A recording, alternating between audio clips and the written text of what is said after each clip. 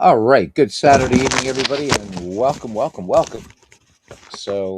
Just came from a Legend Sports Universe Baseball League game.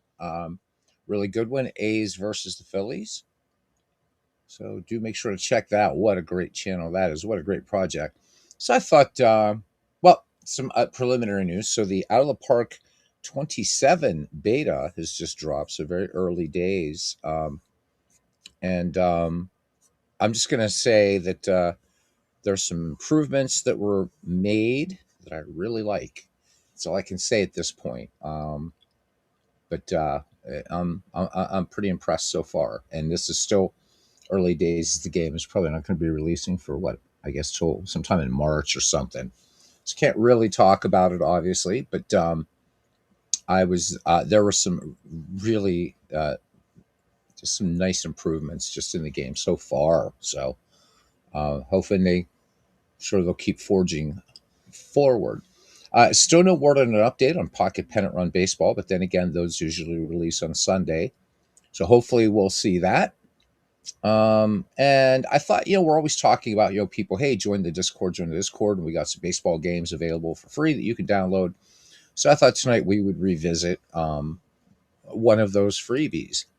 So this is Strategy Baseball. And Strategy Baseball has an interesting history.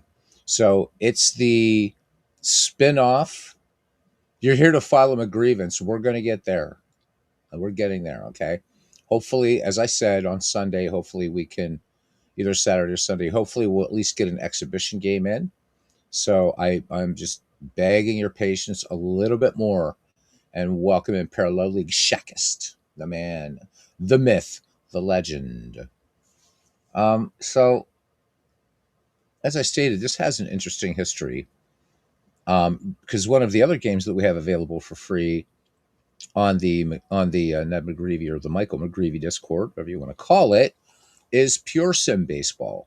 So Pure Sim Baseball used to be a commercial product written by Sean Sullivan.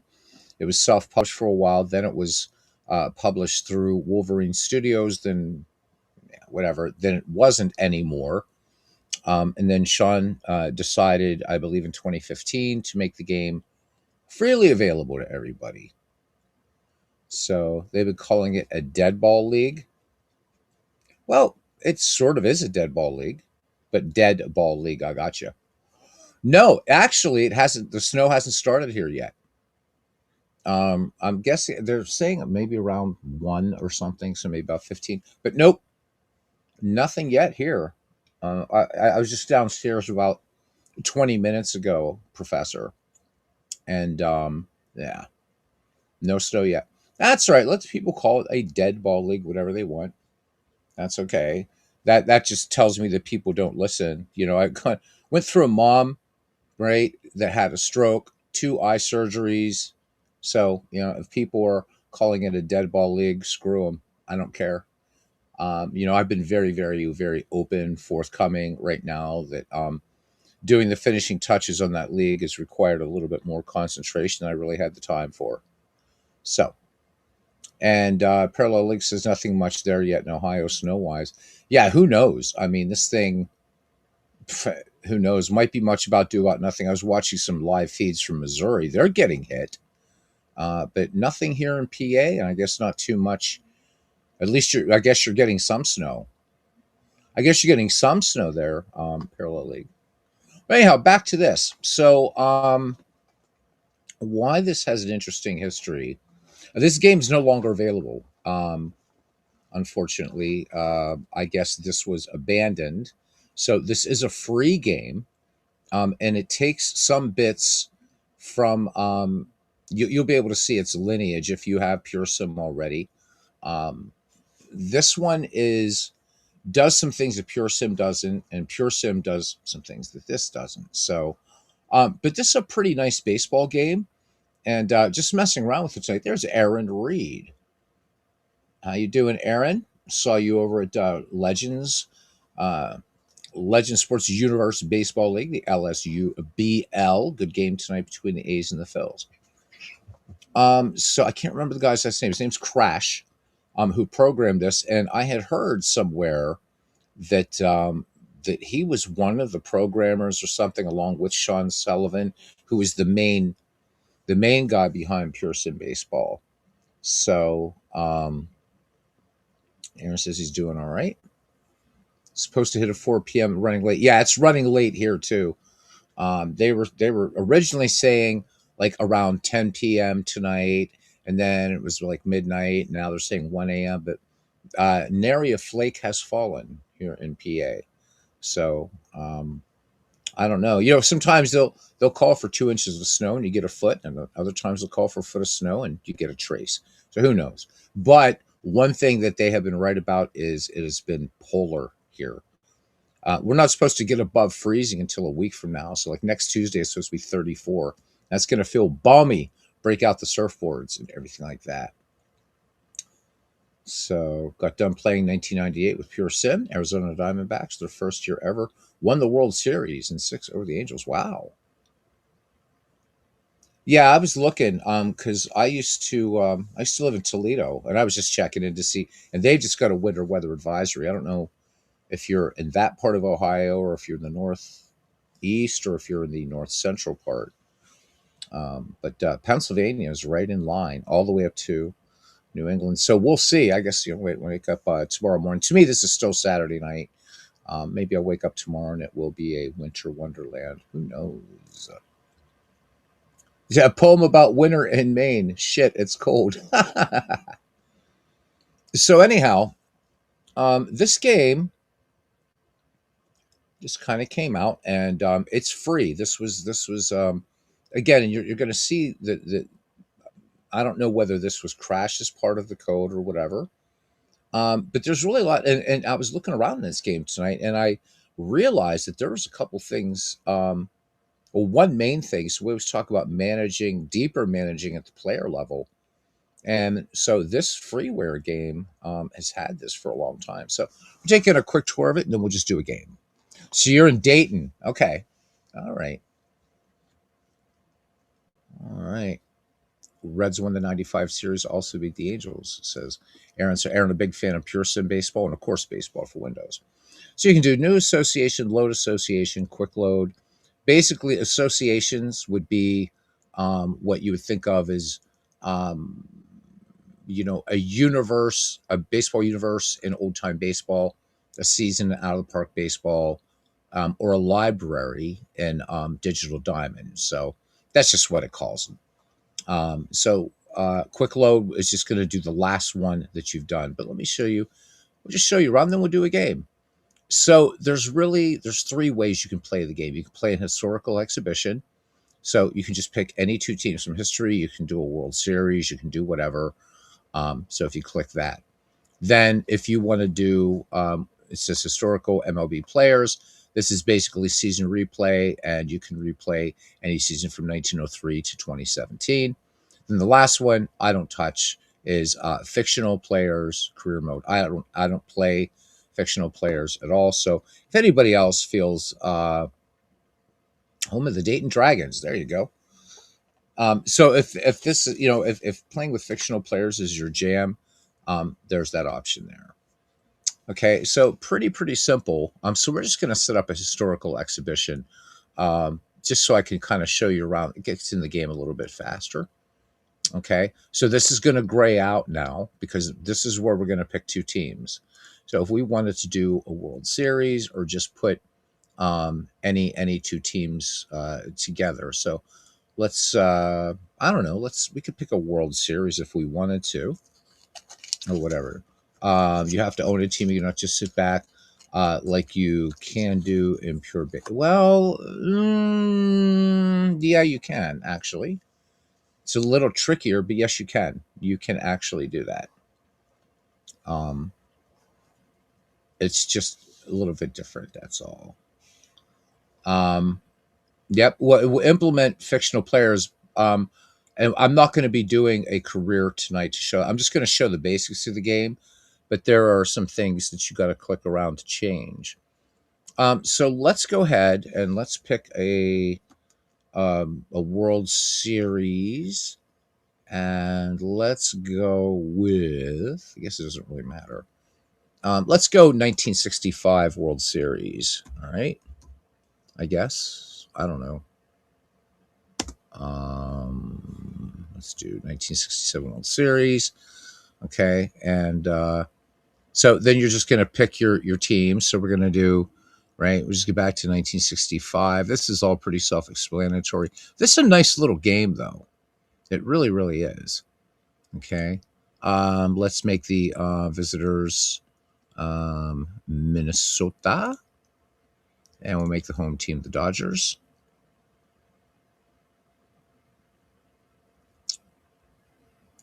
Okay.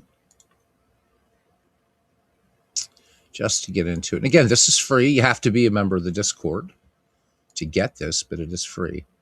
Okay. So player photos, injuries, number of games. Let's make it 7 games, as it might be something we might just do here. We're not going to use a DH. You can choose between 4 or 5 man rotations. Closer is grayed out, but again, that's because we're just doing a little exhibition type thing here. All right.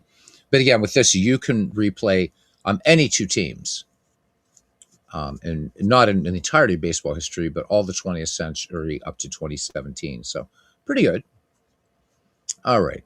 So let's go ahead and go to next. And it's really this easy. So we'll let it. Sometimes, again, you got to remember this is a free game, so it might be a little crashy at times.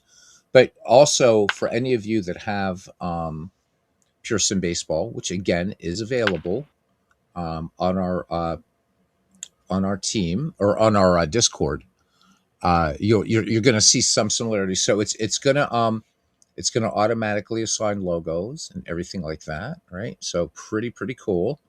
You can select a team. We're going to go to LA, and we can look at the graphical depth chart. So anybody you click on here. So what's really, really nice, of course, is you can go. We're looking at Sandy Koufax. We can look at Sandy Koufax. You can see this highlighted year for Sandy Koufax. You can also edit players here. You can also go straight to Baseball Reference or Google, and it will open the proper page. But the other thing you can do, which I never realized this before, and kind of strange that I didn't, but you can, with each and every player, if you want to, you can have a player learn a new fielding position. You can also say, like, as a pitcher, right? Don't You can tell when you want the starting pitcher to not pitch past certain parameters, or when to pinch hit for him. You can put game pitches or innings as far as limits go. You can pull this particular starter after allowing a certain number of runs. You can say you can never use Koufax as a reliever. Always pull him when tired.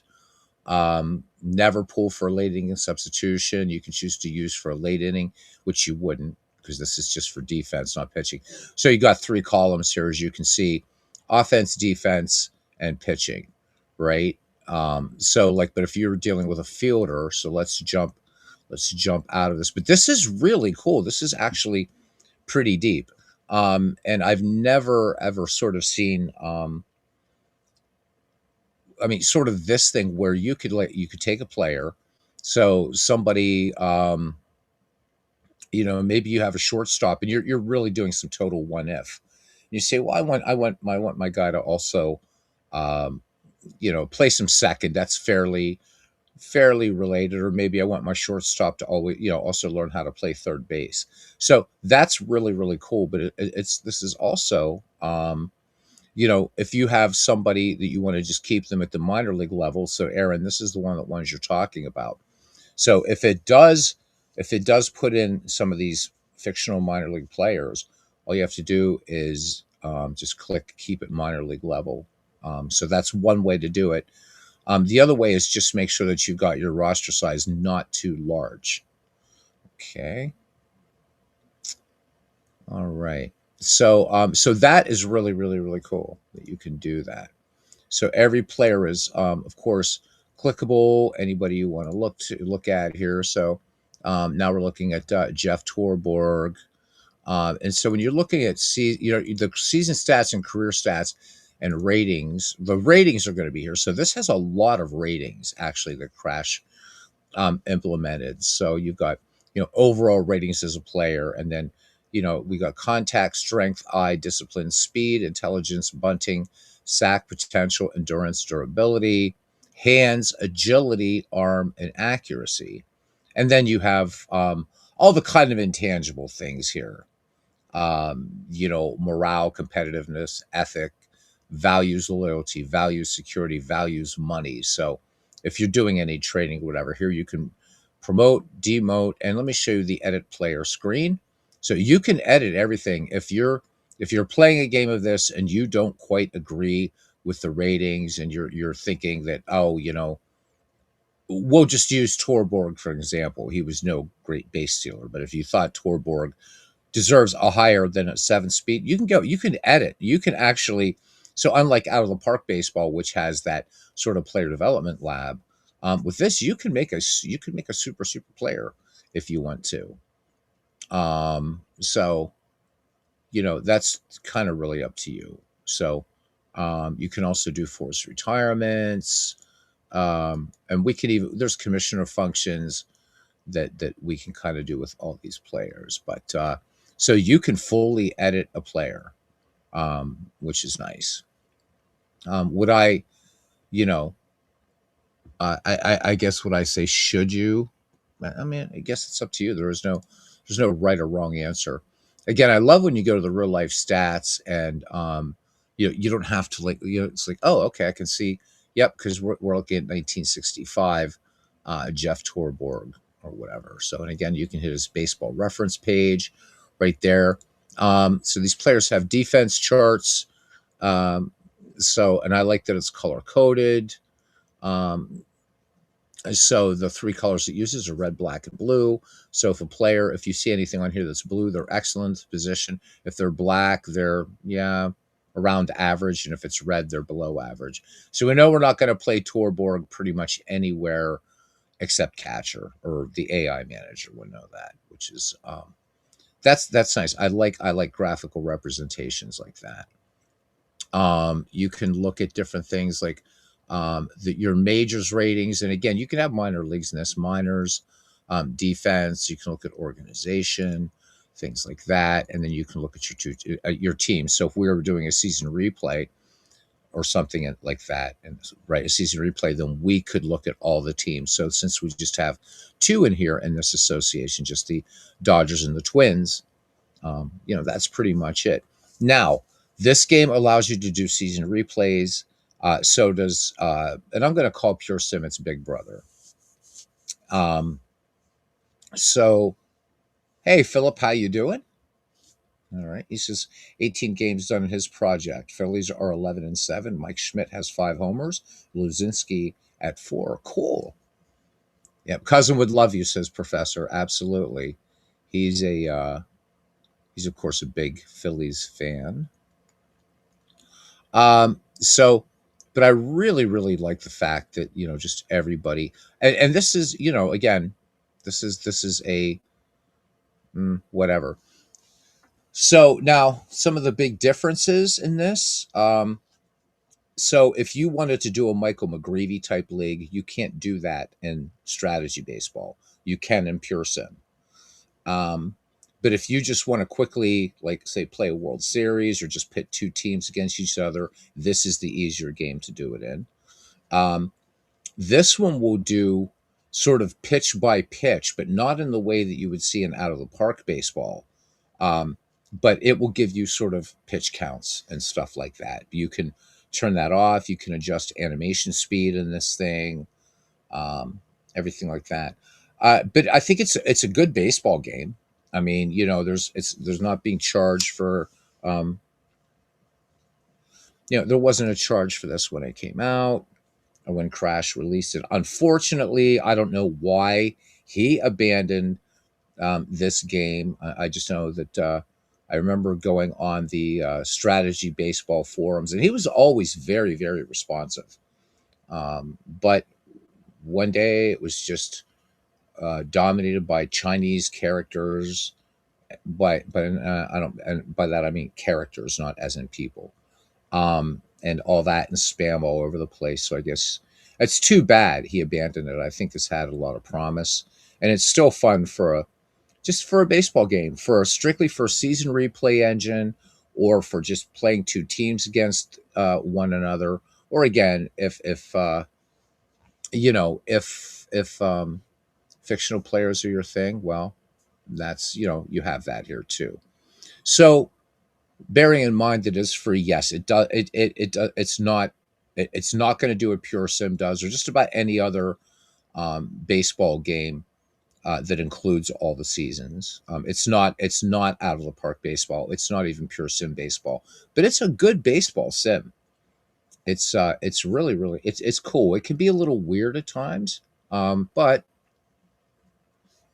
I think it's fun. I think it's fun. Um, so of course, the things here that you can do um, are the same as you can do in Pure Sim. So if you want to, you can modify the ballparks. If you want to, you can assign ballpark photos. You can also you can import, and you can see right here that this has all the park factors, all these ballparks.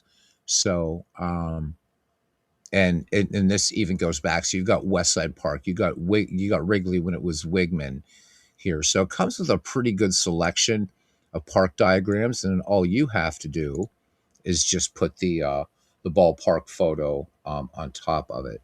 So I'm going to cancel this data source. Yeah, I know, error and by the user. So, but you can even just edit the dimensions and stuff like here if you want to. But there you go. So you got Dodger Stadium, and pretty cool. Pretty cool. Of course, you can edit team colors if you want to, schedule calendars, team reports. There's nothing to report now, but when there would be. But you can at least again check on everybody here. Pretty nice. It has an almanac in it, so if you're doing a season replay, it's going to track stats. So it acts much like the encyclopedia does in Action PC Baseball.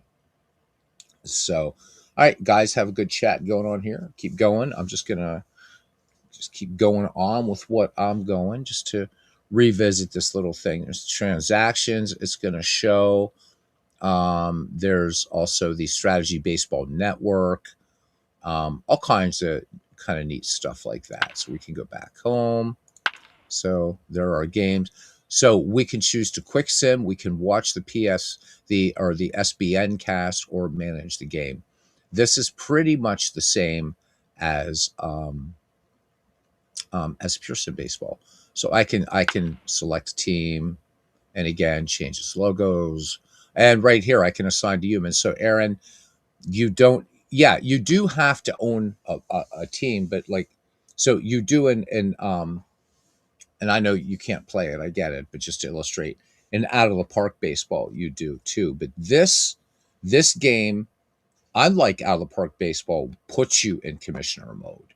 Whereas in out of the park baseball, you've got to set that up and everything like that. But you're not stuck to one team like you are, say, with StratMax. For instance, that's the team that you manage, and that's it. So you would just be changed around. Now, where I think Action PC does this the best, so with out of the park baseball, you've got to be a commissioner to be able to just manage who you want to, or if you don't do that, at least act as to be able to manage.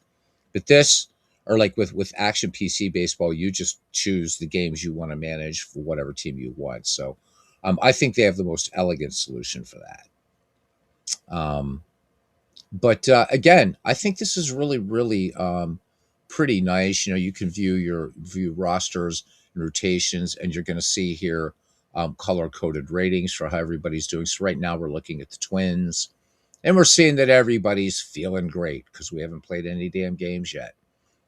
You can also set lineups and rotations here. You can ask the scout to do it. If you don't agree with these lineups, go ahead, change them up. Pretty nice. You can look at your minor leagues if you wanted to. Set your rotation size here. Autofill your roster. Again, you can go right to your depth chart. You can sign free agents on this. You can auto generate your rotations and lineups rosters, all that kind of stuff. Now, the thing that makes this game a little bit tricky for some people is that where you're closing screens is different in every screen, and that was something that Pure Sim Baseball kind of suffered from as well. This one, I think, a little bit more. But again, I mean, it's a free game. So Aaron says trouble's going back and forth between, say, a team or back to the home screen. Yeah, and so I'm glad you brought that up, Aaron. So the one thing that you never want to do in either Pure Sim Baseball or Strategy Baseball is hit the X up here. That's the first thing you're thinking. Oh, I've got to hit the X to close this. Well, that's going to close the game. You don't want to do that. So up, you got to always look for the close button. So when we close, there we go. Now we're back into this. Okay. So if we go back down here now to games, and we can just go ahead and launch right into a game right now. It's ready to go. Um, Setting up a season replay is really, really, really super easy in this game. It does not, or no, I'm trying to think. This doesn't have a career mode, but Pure Sim Baseball does. This is a season replay engine and a match two teams up engine and a fictional players engine. But it's good. I mean, it's good. I think that he's using a lot of the ratings, a lot of the approach that was used in Pure Sim Baseball. So if anybody's interested in this and checking it after the fact, it is available. You have to be a member of the Ned McGreevy Discord to get it, but it's there. Did I get the email from Saber about Dombrov? I got one right from Dombrov himself. So I have to get. I got it. I just got to reach out to Derek Bain. I'm already working with Derek, or will be working with Derek Bain on that project that Richard is talking about. And I'm going to be mainly doing it, I think, with Derek. I'm doing it with Out of the Park Baseball. Like he's doing a bunch of games and I'm doing a bunch of games. But I did see it, so I may do something also with Dombrov as I can find the time. My thing right now is trying to just I want to get McGreevy finally rolling, and I want to get going with Derek. But I'm also doing an independent project too, or part of that whole thing for Saber, doing a 1908 or starting a 1908 Hannes Wagner replay. So just focusing on him as opposed to the entire 1908 season. But it's really cool, and I'm glad that Richard's taking part in that. I mean, for all the interface issues that game has, it's a very, very good baseball game. It really, really is, and I wish people would give it a chance. It has incredible creative freedom, but hampered by that by the lack of font scaling. And it's just hampered by a few things. Ballpark setup can be a little bit weird in that game. But again, I think the game that does the best ballpark setup is Digital Diamond Baseball, hands down, super easy. Yeah, I'm glad you have it. I still have mine. I update it, and all the time, Clinton. It's you can't see my taskbar now because this is full screen. That's another nice thing. Strategy Baseball runs in full screen. Pure Sim Baseball does not. So that's why I always have that picture of Forbes back there if I'm doing Pure Sim Baseball. So we're going to hear somebody sing the end of the national anthem really loud. Um, as far as calling this game, as a content creator, it's a little bit weird, but you can still have some fun with it, I think. So let's play a little bit. We're just going to watch the SBN cast. I'm not going to manage a game. So it's going to be Jim Cott, Sandy Koufax, game one of our alternate, if you will. And of course, it didn't start on Sunday, but we're going to do 1965 World Series. So what Aaron was talking about is again, right. So you're looking at this screen. So it's showing the starting lineups for both teams on these clipboards, and then you can see the starting pitchers, team data, things like that. And you're thinking, oh, okay, I just got to close this, get back to the old screen. You don't. You got to look for that close button, and most of the time, it's going to be in the lower right corner of your screen. So, yep, Clinton has all kinds of stuff. So with Dombrov baseball, I think one of the things that I hope that Richard will be um, paying it, because he has an excellent game.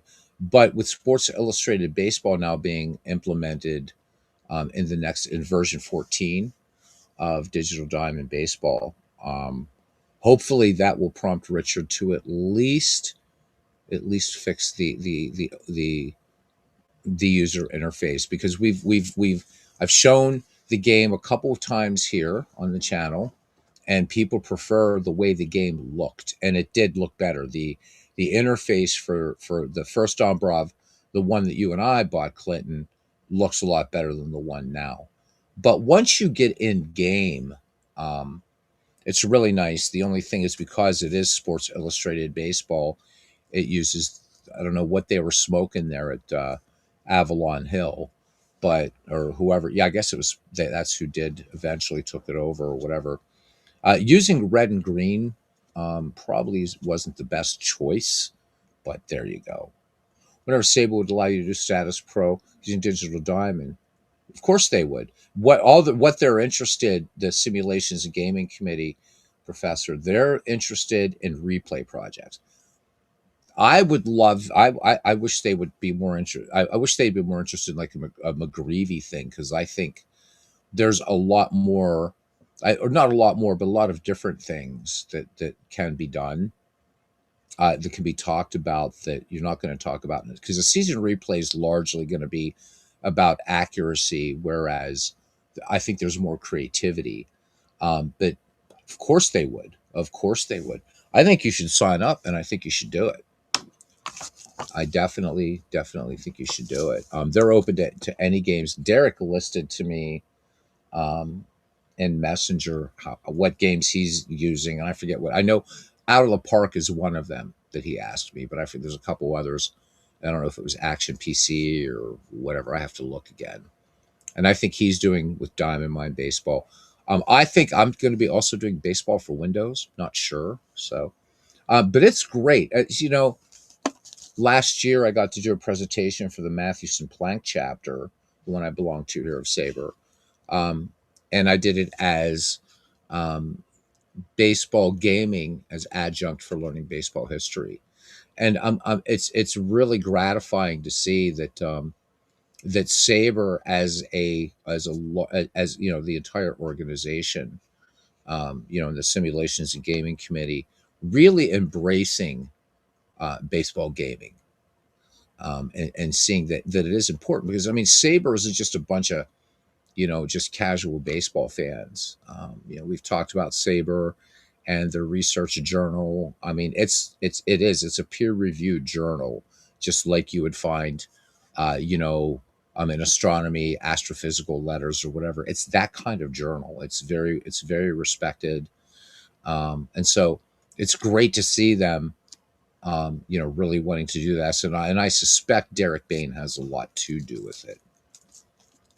Yep, they want season replays. That's what they're looking for. That is what they're looking for. So I think you ought to do it, Professor. I really, really do. I think Derek is I think he's the chairperson for that. You might want to reach out to him about that. But you've got the email. Do it. Just sign up. You have to fill out a form telling them what game you're going to be using. You're going to have to answer some questions, just about your methodology. So you figured out the fielding stats in Digital Diamond. It's tough, but it can be done. Nice, good. At least, even if it's tough, but at least if it can be done, that's encouraging for folks wanting that, and that's important. And that's always been the thing with. Remember, of course, you were the one that got us the fielding ratings, and I always give you credit for that. You're the one that did it. All right, let's hit this close button.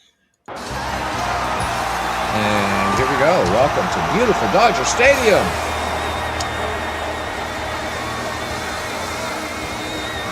So at this time, this ballpark is like only what 3-4 years old, and it is the third oldest park in the majors. It's so old it looks retro old now, right? All right, here we go. So looking at these starting lineups here, starting defense, we got Johnson in left, Davis in center, Fairley in right. Around the horn, we got Parker, Fever, Wills, Gilliam, Johnny Roseboro behind the plate, and on the mound, the left arm of God, Sandy Koufax. So over here, so I'm going to give you sort of a tour, at least in the first inning or two here, of what you can do. You can just see at a glance what you've got on your bench without having to go to your bench just really quickly. So, you know, you're late in the game and you want to try to get a platoon advantage or whatever, handed disadvantage.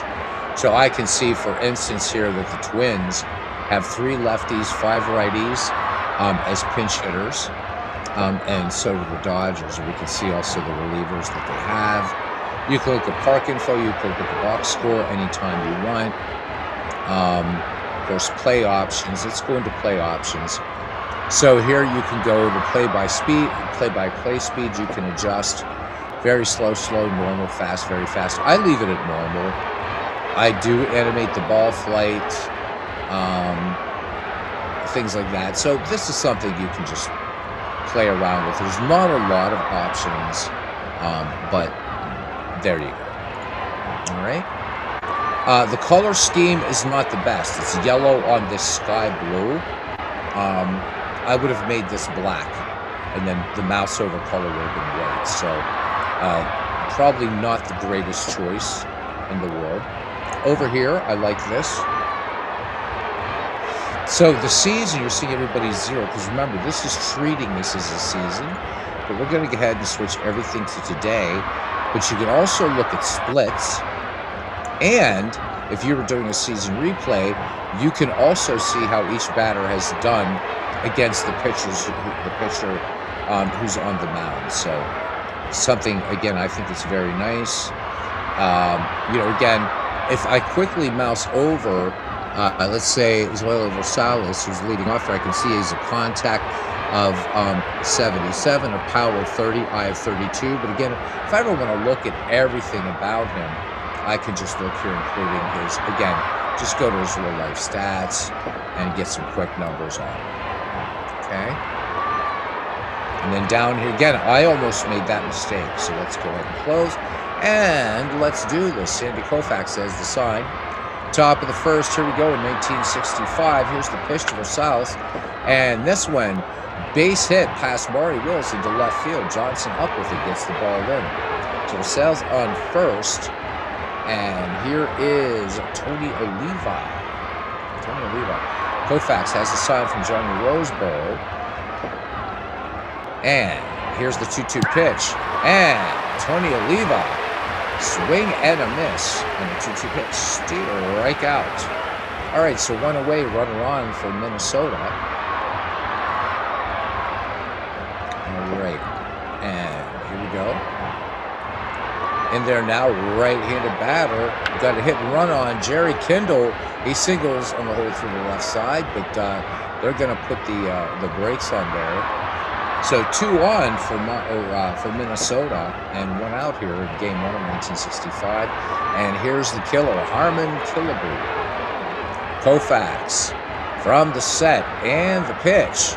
The 1-2 pitch, and this one popped up to third, and Jim Gilliam will have it. So the other thing is the ball flight's a little bit wonky sometimes in this game, so you do want to pay attention to the play-by-play, especially if you're a content creator. But even if not, sometimes you're going to see like that ball, like just it didn't really look like it went to Gilliam. So you definitely want to check that.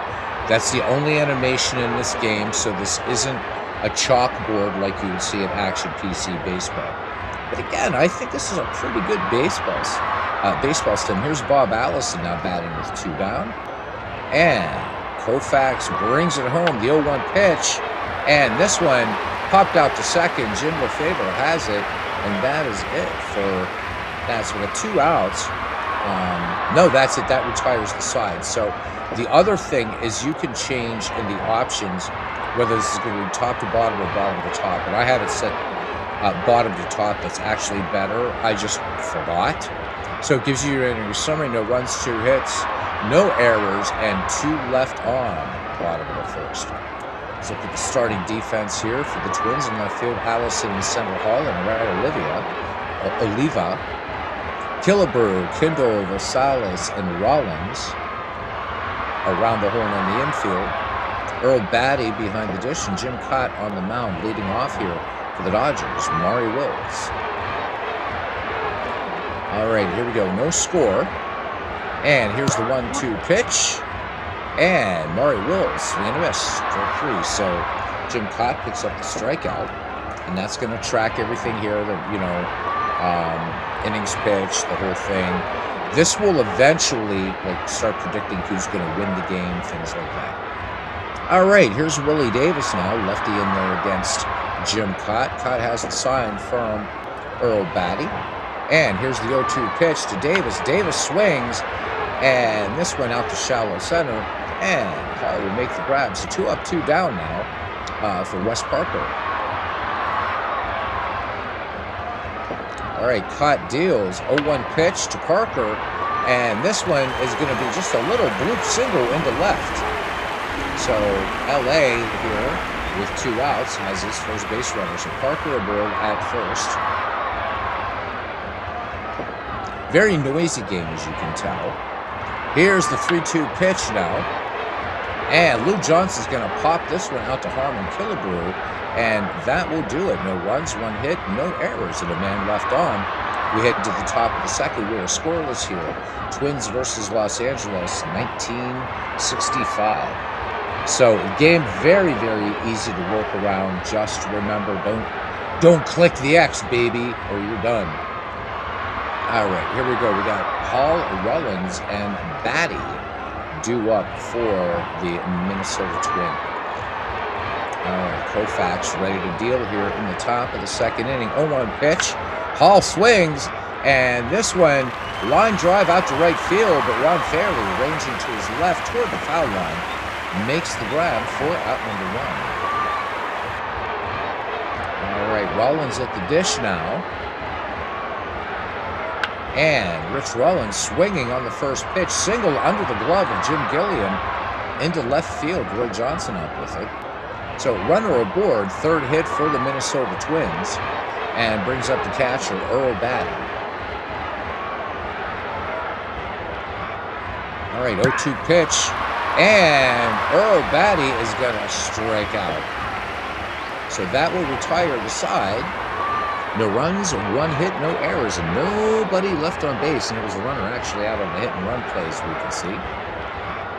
All right, so you're going to see this game will play aggressively. If you manage against it or whatever, it will steal. It will hit and run. It's not a pushover manager. All right, anyhow, here we are in the bottom of the second inning. And it'll be the fever. Gilliam and Roseboro drew up for the Los Angeles Dodgers in 1965. Jim Cott has the sign here now. 3-1 pitch. Batty pops this one up to shallow center and Kindle out, Hall in, and Hall will make the grab for 1 away. All right, here's Jim Gilliam now. Count full on Gilliam, and Gilliam will take the walk down to first. So Jim Cott giving up his first free pass of the game. And I have not updated my play. And I'll show you guys at the end, too. You might want to get this game just because, also, not only because it's a great game, but each folder is split up into decades. So, and you can use these pictures in out-of-the-park baseball, and action PC baseball, and of course Pearson baseball. So really nice if you want to kind of narrow things down and you don't want to be like Clinton Parks and Beatles Eternally, like Clinton and I have tons of ballparks, or like Steve Tate and I gigabytes and gigabytes of data in your DK Sports Directory and Action PC. So you can kind of narrow things down. Jim Cott indeed was a really good pitcher. Yes, he was. All right, here's Johnny Roseboro, former Brooklyn Dodger, along with Jim Gilliam, actually. All right, here we go. Cott ready to deal the count. 2 balls, 2 strikes. Johnny Roseboro swings and misses. Steal, right 3. So 2 down. Nowhere for Gilliam to go. And here's Ron Fairley. Ron Fairley batting in the number 8 slot. Count 4 on Fairley. Fairley swings. And this one, line drive, base hit into left. Jim Gilliam is going to cut around second, and he's going to make third. So runners at the corners for the Los Angeles Dodgers here in the bottom of the second. Aaron says he thinks he's still an analyst today. And here's Sandy Koufax. Koufax's first love was basketball, actually. 0-2 to Koufax. And Koufax looks at one on the corner, called strike 3. No runs, 1 hit, no errors, and 2 left for the Dodgers. We go to the top of the 3rd inning here in 1965, and we are scoreless as AP joins us. How you doing, AP? It is superb to see you on this Saturday night, Sunday morning, whatever you want. We're revisiting Strategy Baseball, one of the 3 free games you can get on our Discord. All right, top of the 3rd. And it'll be Jim Cott. And then back at the top of the order is Orlo Rosales and Tony Levi. Koufax was indeed a great pitcher. Walter Alston still managing the Dodgers at this time, says Aaron Reed. Absolutely correct. All right, the left arm of God ready to deal to his mound opponent. Count 1 ball, 2 strikes. And Jim Cott just unable to catch up when it's been said that curveball Sandy Koufax looked like it rolled off a table. Just a real sharp drop on it. All right, back to the top of the order. Zoilo Rosales is 1 for 1 today.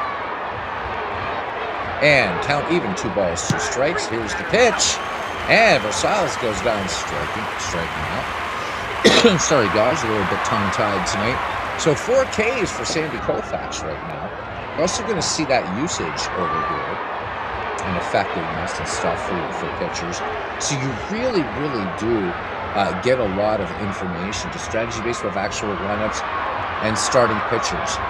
It does in season replay mode. We're doing exhibition mode, but yes, it actually does, but it's very, very, very, very, very customizable. But yeah, it's got transactions. There's a lot to speak for it. And again, it's a really small footprint in your hard drive.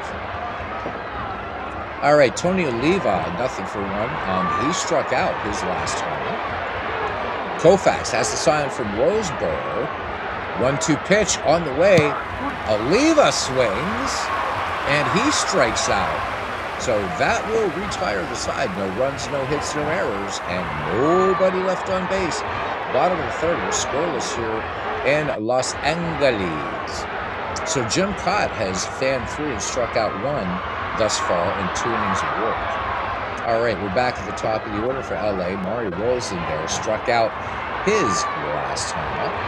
Jim Cott toes the rubber and count 4, Maury Wills.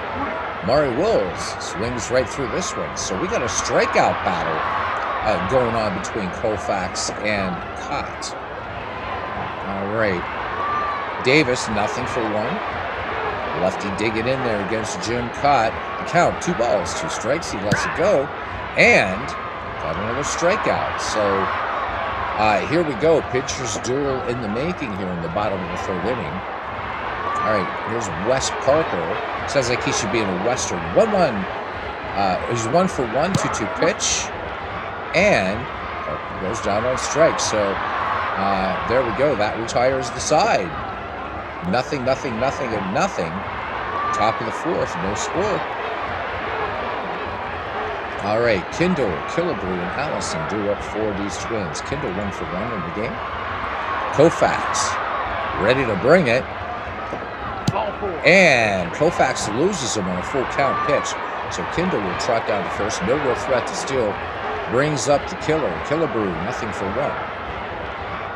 Koufax from the belt deals. And on a 2-2 pitch, Killebrew swinging for the fences. Wanted to knock it way out of Chavez Ravine. and swings right through it.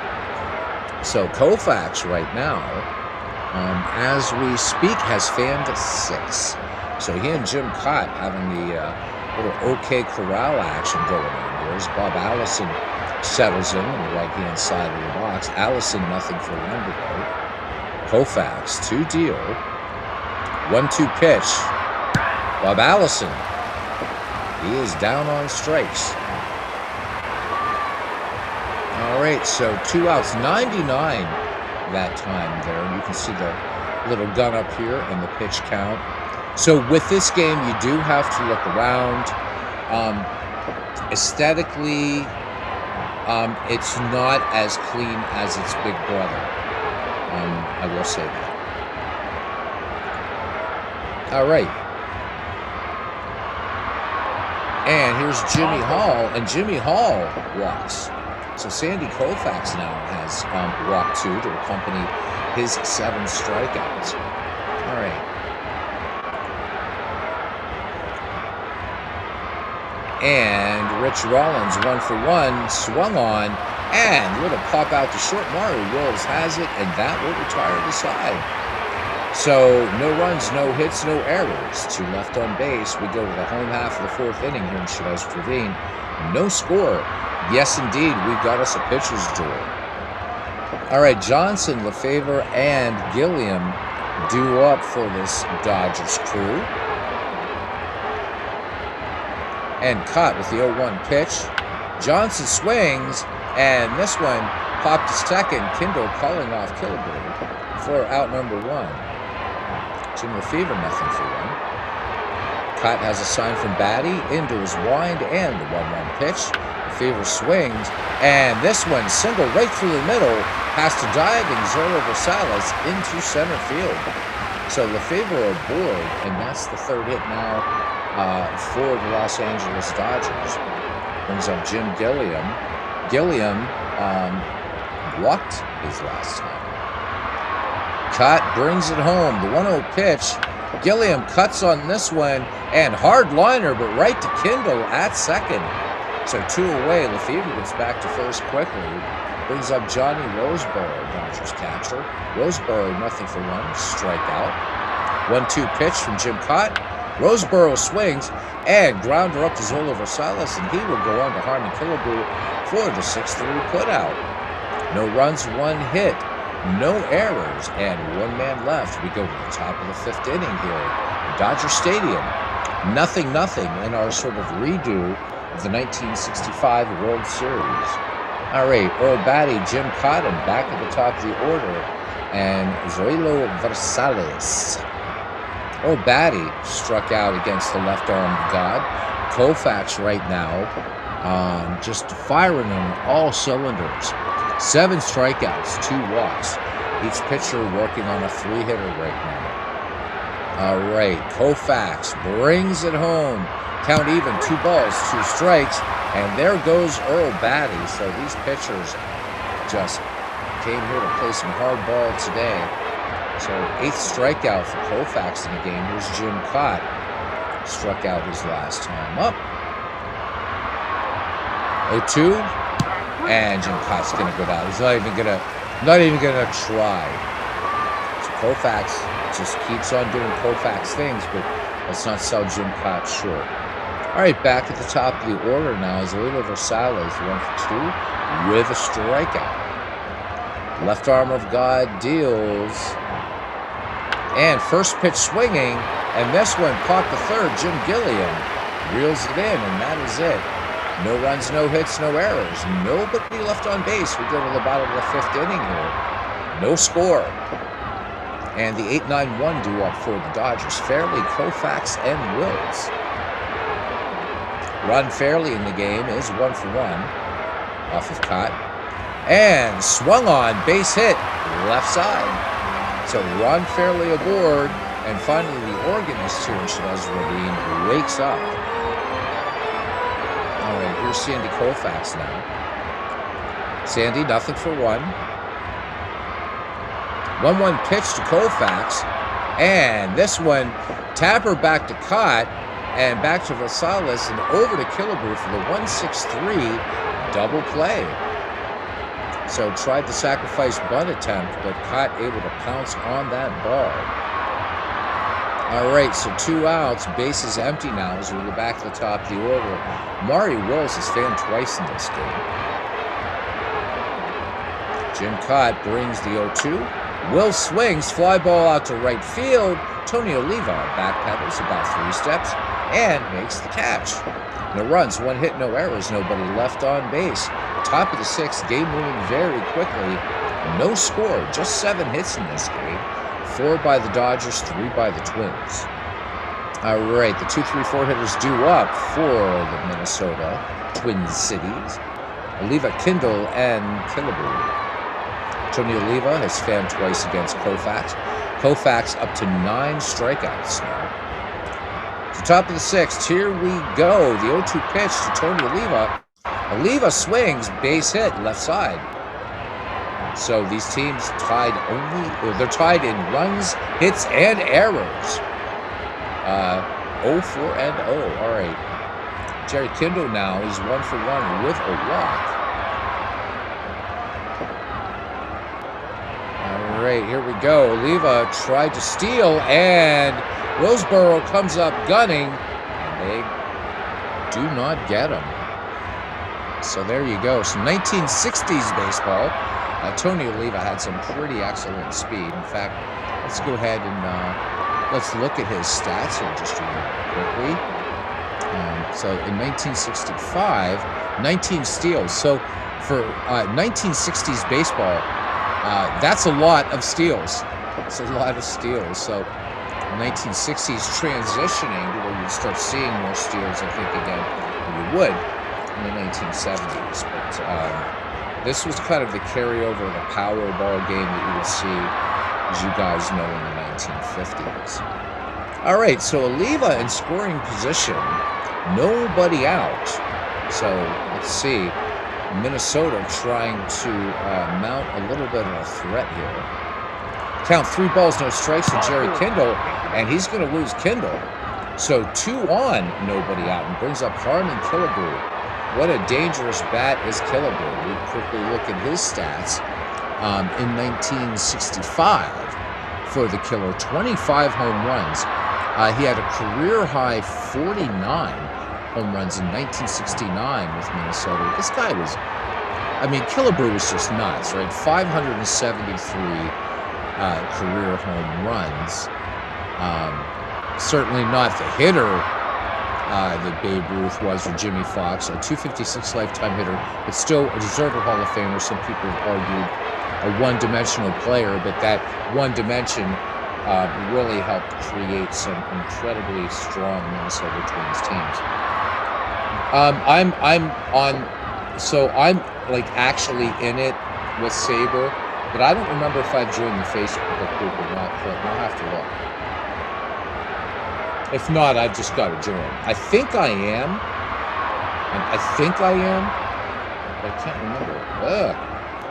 See, that must be the lack of snow falling here. So I don't know if it's snowing here yet or not. I'll check Clinton. I'll let you know. I'll hit you up in Messenger. All right, here's the Killer. So Killebrew, nothing for 2, including a strikeout. All right, Koufax pitching with 2 on, and nobody out. 3-1 to Killebrew, and he loses Killebrew. So Koufax falling apart now. Killebrew, fastball missing there. Sent Derek a note, asked if he joined the project. Oh, I'm sure he's going to say yes. Saber, is definitely going to run somebody like you, man, who really knows his baseball. So, what are you thinking, Clinton, in terms of what did you mention back here earlier? What season you were thinking about doing? Yeah, where do you begin? So yeah, you've got a whole bunch. So I think anything you do is going to be excellent, man. We can compare notes because Derek wants some with his thing. He does. I know he wants some writing and stuff like that, which is I love to do. So, all right, Bob Allison batting with the bases sold out with Twins, and No place for the left arm of God to put him. But Allison, a nothing for two, including a strikeout. Well, 1960s, yeah, and you know what? I would love to sort of see results in that because again, 60s baseball, not my strong suit. Funny for a Beatles eternally guy, but there you go. 0-1 pitch to Allison, and this one popped to Wills at short. So again, remember what I said, guys, about that ball flight. So you got to imagine that Wills just darted over to his right, or his left, I'm sorry, and picked the ball. It's all good about it. All right, so a little infield fly rule. All right, so one down. Koufax trying to work out of a jam. All right, Rich Hall in the box now. He's walked in this game. 0 for 1. The 0-1 pitch to Hall. Swung on, and this one liner right to Maury Wills. And the defense doing the job after Sandy loads him up. Now he's just got to get past Rollins here. This is before, of course, he joined Black Flag and changed his name. Here's the pitch. And swing and a miss. That's it. So they leave him loaded. We go to the bottom of 6. That could be huge. No score. And there's Michael Fisher joining us. How you doing, Michael?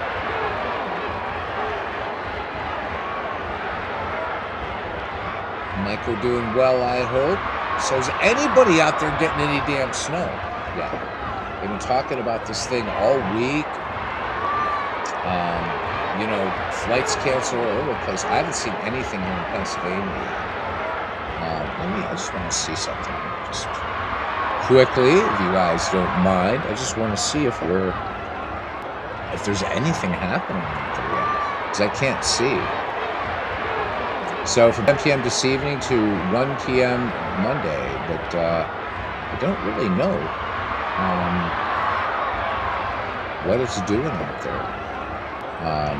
The latest news I'm getting is like 14 hours ago and stuff like that. So nothing. Michael, where are you? You're saying too much snow.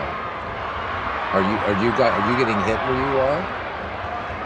Because we're supposed to get hammered here, but again, I was downstairs about an hour ago and there was nothing yet in this area of Pennsylvania. All right. Anyhow, bottom of the 6, Willie Davis, Wes Parker.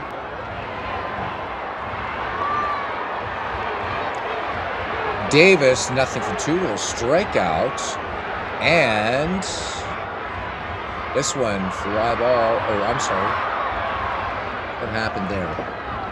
I have no idea. Oh, yeah. So, hit batsman. So, Davis aboard with incredible speed. Okay, so you're in Illinois, so you kind of expect it. Okay, so according to your maps, Ohio's starting to get, so probably another hour for us. So I'm near the Commonwealth capital, the wrong end of the state. My heart lies with Pittsburgh, but I'm near the capital. And State College as well. I love State College.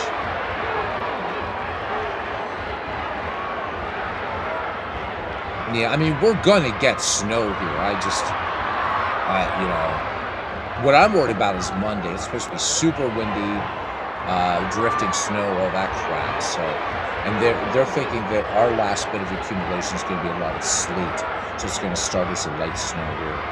Hasn't hit you in New England yet, I guess. And they're talking about another possible storm next weekend.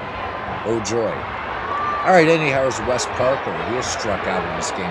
So we've been focusing a lot on Sandy Koufax, but Jim Cott not doing too badly either. 6 strikeouts in a row right now. Map says it's snowing where I am. I can't see out my window. I've got like plastic up in the window here where I'm staying. So I can't see out there to see if it is snowing. All right. Let's see if Davis tries to steal. And Earl Batty comes up gunning, and they get Davis. So big play. So Sandy Koufax, his defense gets him out of a bases loaded situation. And Earl Batty strong arms and gets the fleet of foot Willie Davis, who was hit by a pitch. So bases empty and 1 out. Jim Cott up to 81 pitches. Parker back in the box. 3-1 is the count, and Parker will draw the walk. So the Cott stealing pretty huge right now. So 1 down. And here we go. So Johnson in there, and Lou Johnson is going to ground it out to Rollins. So score that one 5-3, and on the play, Parker removing the scoring position for Jim Lefevre. Jim Lefevre 1 for 2. Jim Cott deals. Lefevre swinging on the first pitch. Little pop to Harlan Killebrew in foul territory, right-hand side. That does it, and the pitcher's duel continues as we go to the top of the 7th. We are scoreless here in Los Angeles. What is this alchemy? Asked Paul. So, yeah, Clinton plays a pretty good game of baseball, gotta say. Especially because you can edit players and stuff like that. I'm not sure that Earl Batty was a 100 arm, but it does. It's a nice, clean little game. So, Paul, this is one of the games that are it's freely available on our Discord. It's called Strategy Baseball. It's the little brother or little sister of Pearson Baseball, which is also available for free. And we just set up a sort of kind of replay of the 1965 World Series here. AP says the map radar will show precipitation, but if the air is very dry, the liquid will evaporate as it falls from the sky. Yep.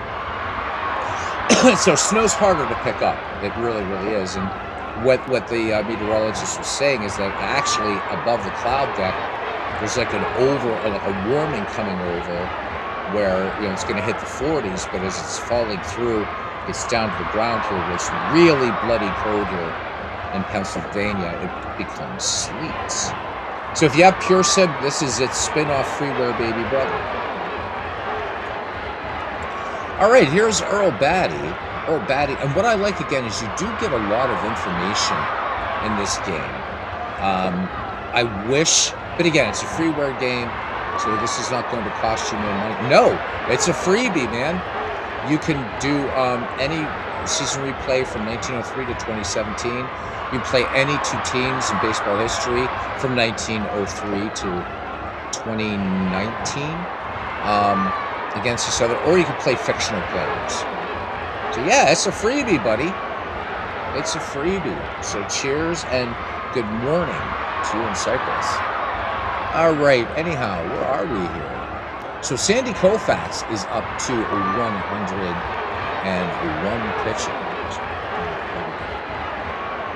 Koufax ready to deal to Earl Batty. Here's the 0-2. Batty sends us out to center field, but Willie Davis has it. Well, I keep calling him Willie Davis, and I think it's Tommy Davis. No, it's Willie Davis. I've been getting it right. Okay, cool. All right, here's Jim Cott. I guess, let's see, we're going to let Cott bat for himself. I think they will. Yep. 1-2 pitch. Jim Cott strikes out. Of course he strikes out. Back at the top of the order now is Julio Rosales. He's 1 for 3, including a strikeout. How did I pause the game? I didn't do anything. So, Aaron, do you have this? You probably have this. It's not a bad UI. The only problem with it, Paul, is let me show you something. So, Aaron, you probably have this set on continuous play-by-play. You've got to uncheck that in game options. Okay? If it's 2 a.m. there in Kentucky, yeah, it's about, well, same here, same time zone. So 1:50 a.m., but to me, it's still, this is my Friday night. Maybe the rest of Saturday.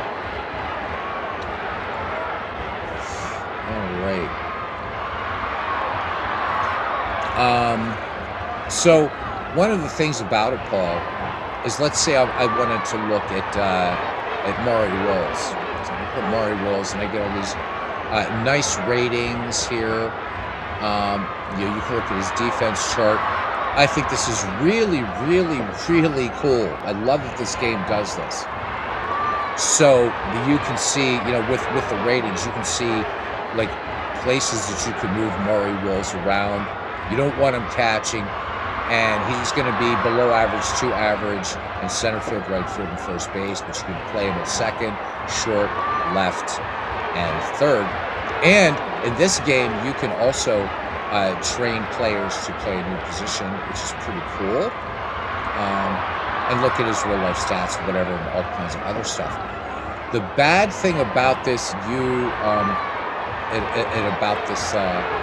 about this UI, Paul, that you got to really be careful of, though. So UI design, right? You would think, okay, I'm going to click this X to close the screen to get back to the game. If you hit this X, that's going to completely exit the game. You got to look for the close button, which is usually down here, and that brings you back to the game. So Pulse is not long until his yearly visit to Los Estados Unidos.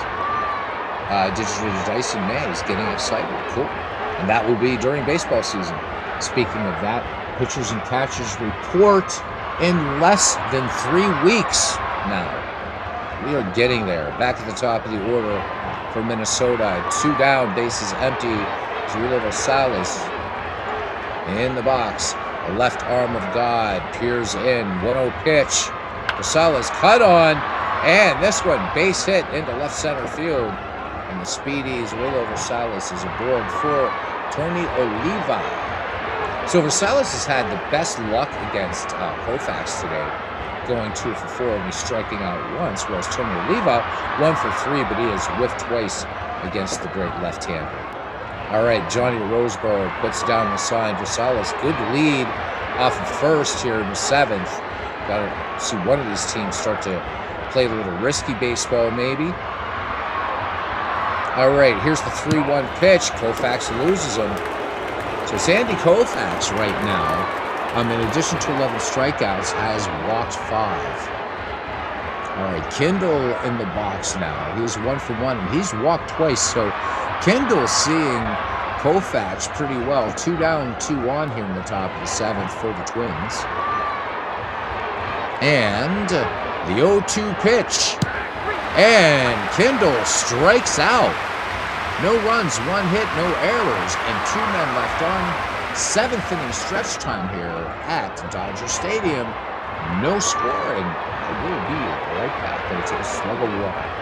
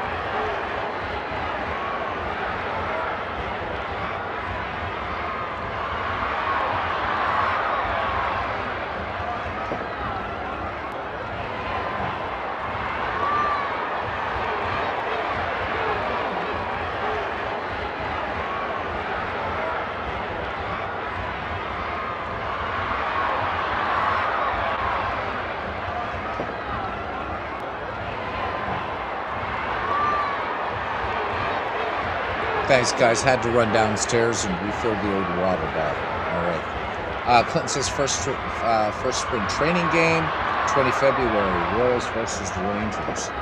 Yeah, it's going to be fun. Paul, I'm going to try to make it there in May if I can. So hopefully we'll get a chance to meet up and maybe have a pint or 2, hopefully. Or if you're a teetotaler, just whatever. But I've never known a Scouser who's going to turn down a pint. So. All right, Gilliam, Roseboro, and Fairley. Here's we go to the bottom of the 7th inning. So Koufax with a 5-hitter and Jim Cott with a 4-hitter. That's pretty much it. The big story, perhaps, I think, Sandy Koufax gets out of a bases-loaded jam. So this pitcher's bearing down here. Yeah, it's going to be in Connecticut again, Professor. So not far from you. Cott deals, and we're starting to see a win expectancy. You see that coming up over here.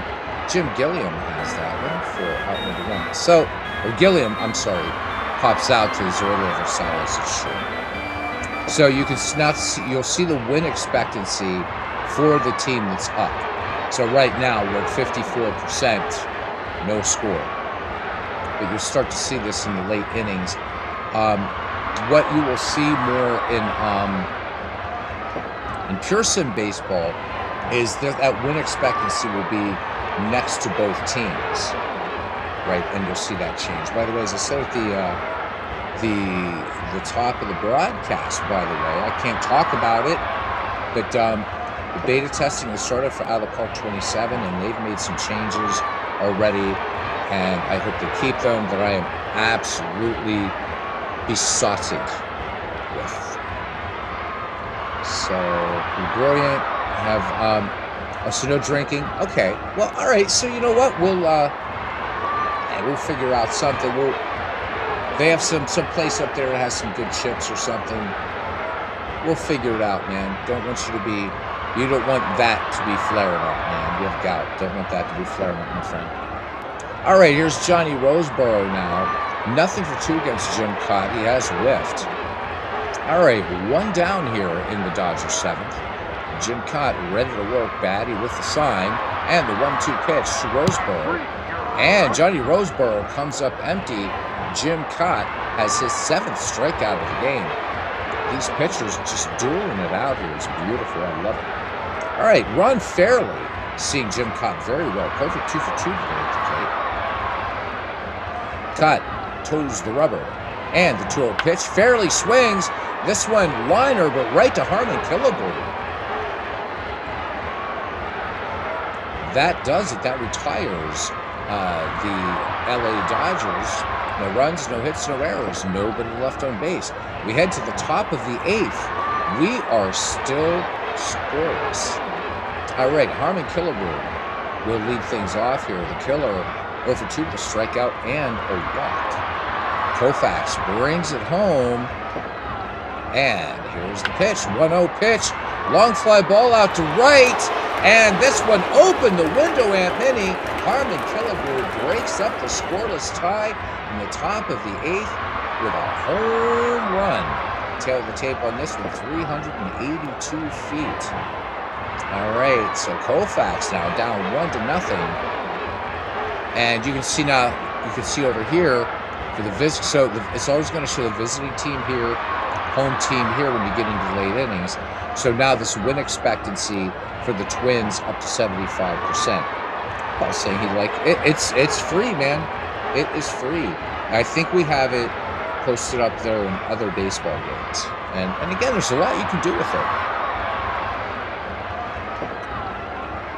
Not as much as Pure Stim, but I think it's good, and it's free. So apparently, Paul, the story is the guy named Crash, can't remember his last name, but I guess he had worked on Pure Sim. He was one of the programmers. Sean Sullivan was, I guess, the chief programmer in this game.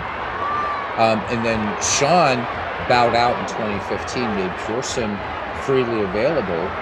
This thing came out, and yeah, I like it. But then there was one day I went on to the strategy baseball boards because Crash was really, really very, very responsive. But all gone. So this is also no longer supported, but it is in the McGreevy Discord. Go grab it. And I like the way it does player photos, like you guys are doing in Pocket Pennant Run. Although you're breaking them down by year, they break them down by decade or something. Good stuff. All right, Allison is 0 for 3, including a strikeout against Koufax, as we got one in here and nobody out. All right, let's see if Koufax recovers from this. No, we have a pitching change. Howie Reed in there, 1-1 pitch, and this one, long fly ball out to left field, but Lou Johnson tracking it down out there. All right, so one away, Minnesota leading game 1-0. All right, and it looks like we also have a double switch here. So Wally Moon will come in to play right field. We know how much people like double switches. This has a really clean HTML display at the end too, Paul, as you'll see. Let's look at Howie Reed. Let's get a little bit of just a little bit of history here on Howie. So in 1965, for him, he went 7-5 with 1 save, a 3.12 earned run average, struck out 47, walked 27, gave up 6 home runs in 1965. All right. And again, remember, close button down here, but if you wanted to look at the complete picture, if you hit baseball reference, boom, it will take you right to his baseball reference page. Very easy to change picture. Another thing, Paul, again, that might, I can't get to it right now, is the options, but you can edit players not during the game. But again, we can, for a pitcher, it's also going to talk about his fielding ability, which is really, really nice too.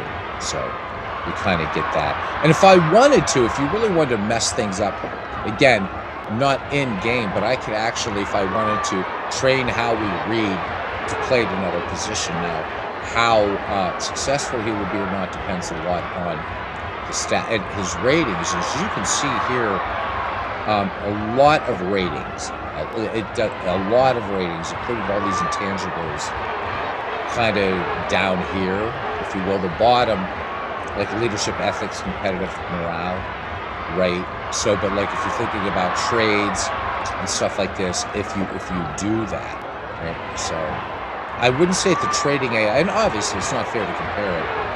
I don't think it's fair to compare the trading AI to out of the park baseball. But anyhow, out of the park 27, I can only tell you that they've made some pretty significant improvements since it's still early days. Not that it was a great game, but what I'm seeing is making a great game even greater. So now hopefully pocket pennant run, hint, hint, hint, soon.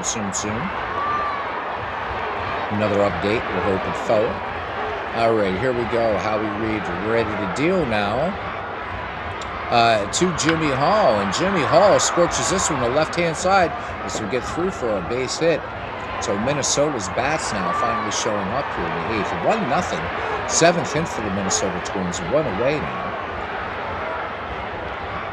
Rollins 1-for-3 and 0-1 pitch, and Rich is going to ground this one. Wills the receiver to Parker for an inning-ending 6-4-3 double play, but 1 run on the Harmon Killebrew home run, 2 hits, no errors, and nobody left on base. We go to the bottom of the 8th inning here in Los Angeles. The Minnesota Twins leading the Los Angeles Dodgers 1-0. Paul says he's not pulled the trigger on Strat Max. Okay, I get it. Apago because Master Game, the Strat has better UI. Strat has a much better UI. Yes. But you're just not feeling it? Okay. So far, money staying in your pocket. Just how much would I use it? All right, Professor, sleep well. Says if I don't show up, says Honey Bunny will think you have a girlfriend, to quote Dr. Graham from Field of Dreams. Beautiful. All right. Yeah, Paul, I did see that. So, I mean, you didn't have to apologize, mate. You know that.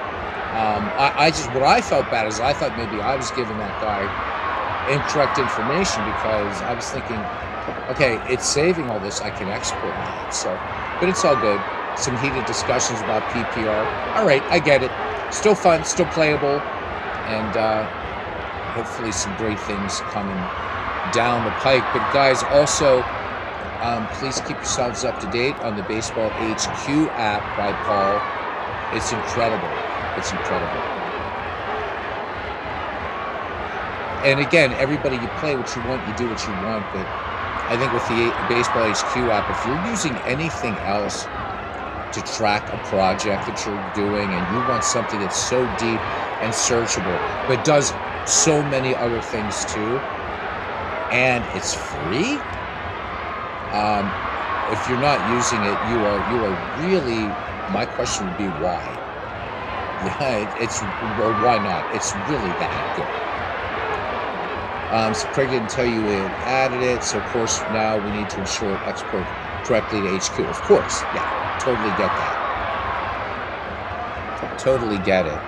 All right, here's Wally Moon. So Wally Moon came in on the double switch. So Moon making his first appearance of the day. And let's have a look at Mr. Wally Moon. And it's just quicker for me to look at stats. So Moon here looks like he's in his last year. So he began his career in 1954 with the Cardinals. So and went to LA in 1959. Also the first World Championship for the Los Angeles Dodgers, just 2 years after moving from Brooklyn to LA. But anyhow, Wally Moon in his final years of play, just 1 home run. But you're going to see here he had 2 outfield assists. But Wally Moon could make some serious work here. In 1956, for instance, Wally Moon, when he was with the Cardinals, had 63 outfield assists. Another thing I like about this game is you get basic batting stats, but you also get fielding stats. Again, just the basic fielding stats, but I think that's a really, really nice touch. So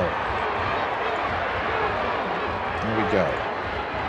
All right, Jim Cott ready to deal, and the 0-1 pitch. Wally Moon cuts on this one, and just a little flare out there. Zola Rosales is going to go out on the outfield grass and make the grab. All right, you're off to breakfast, Paul. Thank you. Going to watch the rest of this after coffee. And you are so welcome, brother. Monsieur Beatles says, book your digital device ticket. Yeah, I don't know what. It's been so long since I'm in Connecticut. I've got to like to drive there. I may have to drive up. The plane fares here in the United States are just nuts. All right, so Dodgers showing a win expectancy of 23.4%. But we'll see. Back at the top of the order now for Maury Wills. Maury Wills, nothing but 3. So thank you for the 8 of you hanging out. I realize it's very late that I got started. But again, Legends was doing a game. So when Legends is doing a game, I'm not coming on. I'm at his game, man. All right, Cott deals. 1-1 pitch. And Maury Wills singles through the hole on the left side. Maury Wills aboard, and he represents potential tying run for the Dodgers. All right, here's Willie Davis now. Willie Davis, nothing for 2.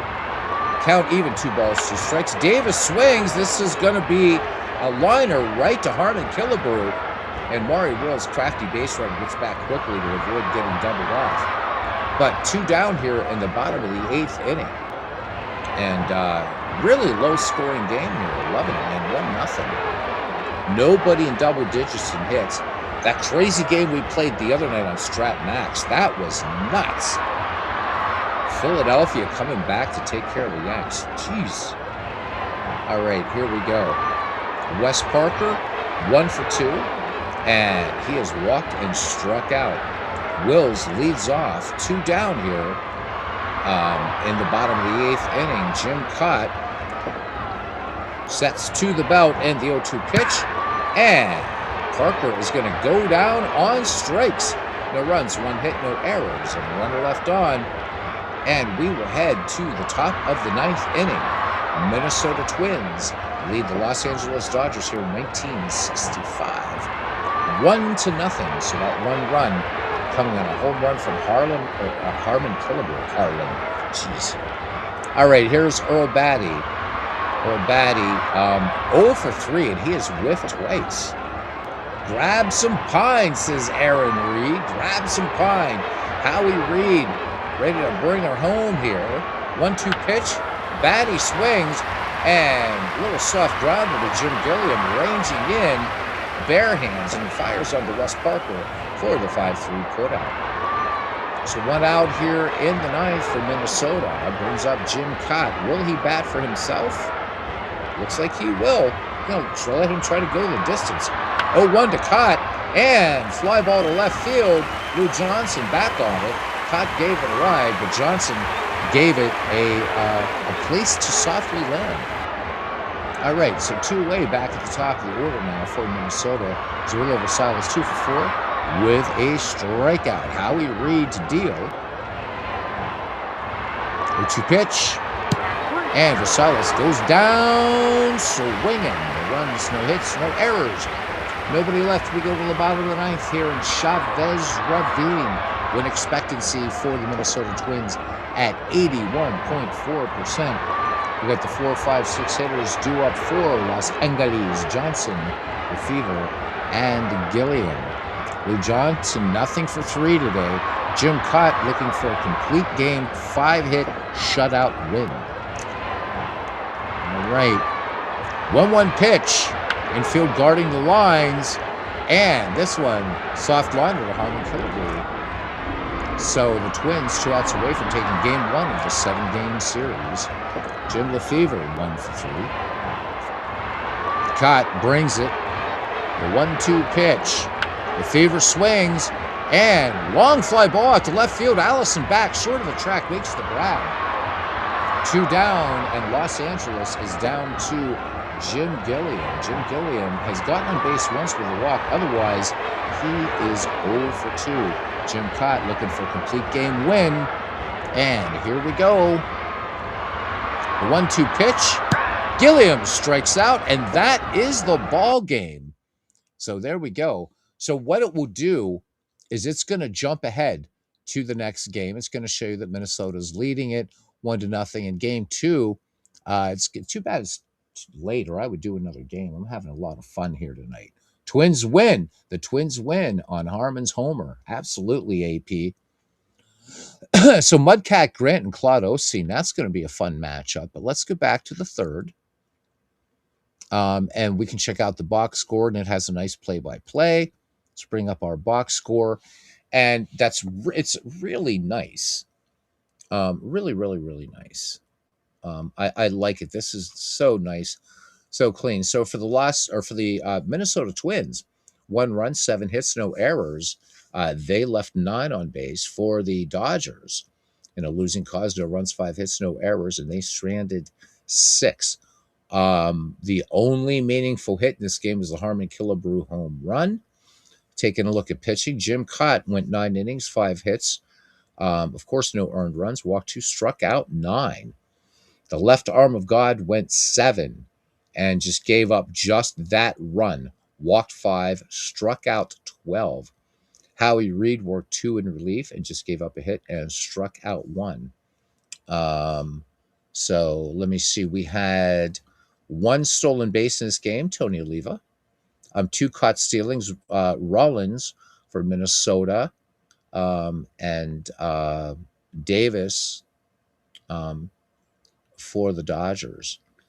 Each team turned a double play. I also like, too, how it breaks down pitches for strikes. So Jim Cott with 122 pitches, pardon me, 80 of them strikes. He faced 33 batters and hit a batsman. Sandy Koufax had 121 pitches. 82 of them were strikes. Howie Reed, 17 pitches, 13 of those strikes. Koufax faced 31 batters, and Howie Reed, 6. The weather today at Dodger Stadium is 58 degrees, wind coming in from center at 16 miles per hour. So, pretty cool stuff, freely available. And let's go ahead and close that. And again, you can look at the whole play-by-play. What's really cool about this, so Action PC, of course, you can mouse over any inning and you'll be able to see what happened in that inning. So this doesn't do that, but if I click on this one up here, the 8th inning, so it's going to just jump down here to the 8th inning, to the Minnesota 8th. And that's, of course, when we're going to see the Harmon Killebrew home run. There it is. And then so that's pretty cool. I can click on any of these. I can go back to, say, the bottom of the 3rd, and it's going to take me right there. This is it's basic HTML. But again, really, really nice. You don't have to scroll through here. And then we can just go back to the beginning of the game or what have you. So I really, and also, you can actually search, and this is, of course, a Windows feature. It's built right in here. I thought this was really, really fun.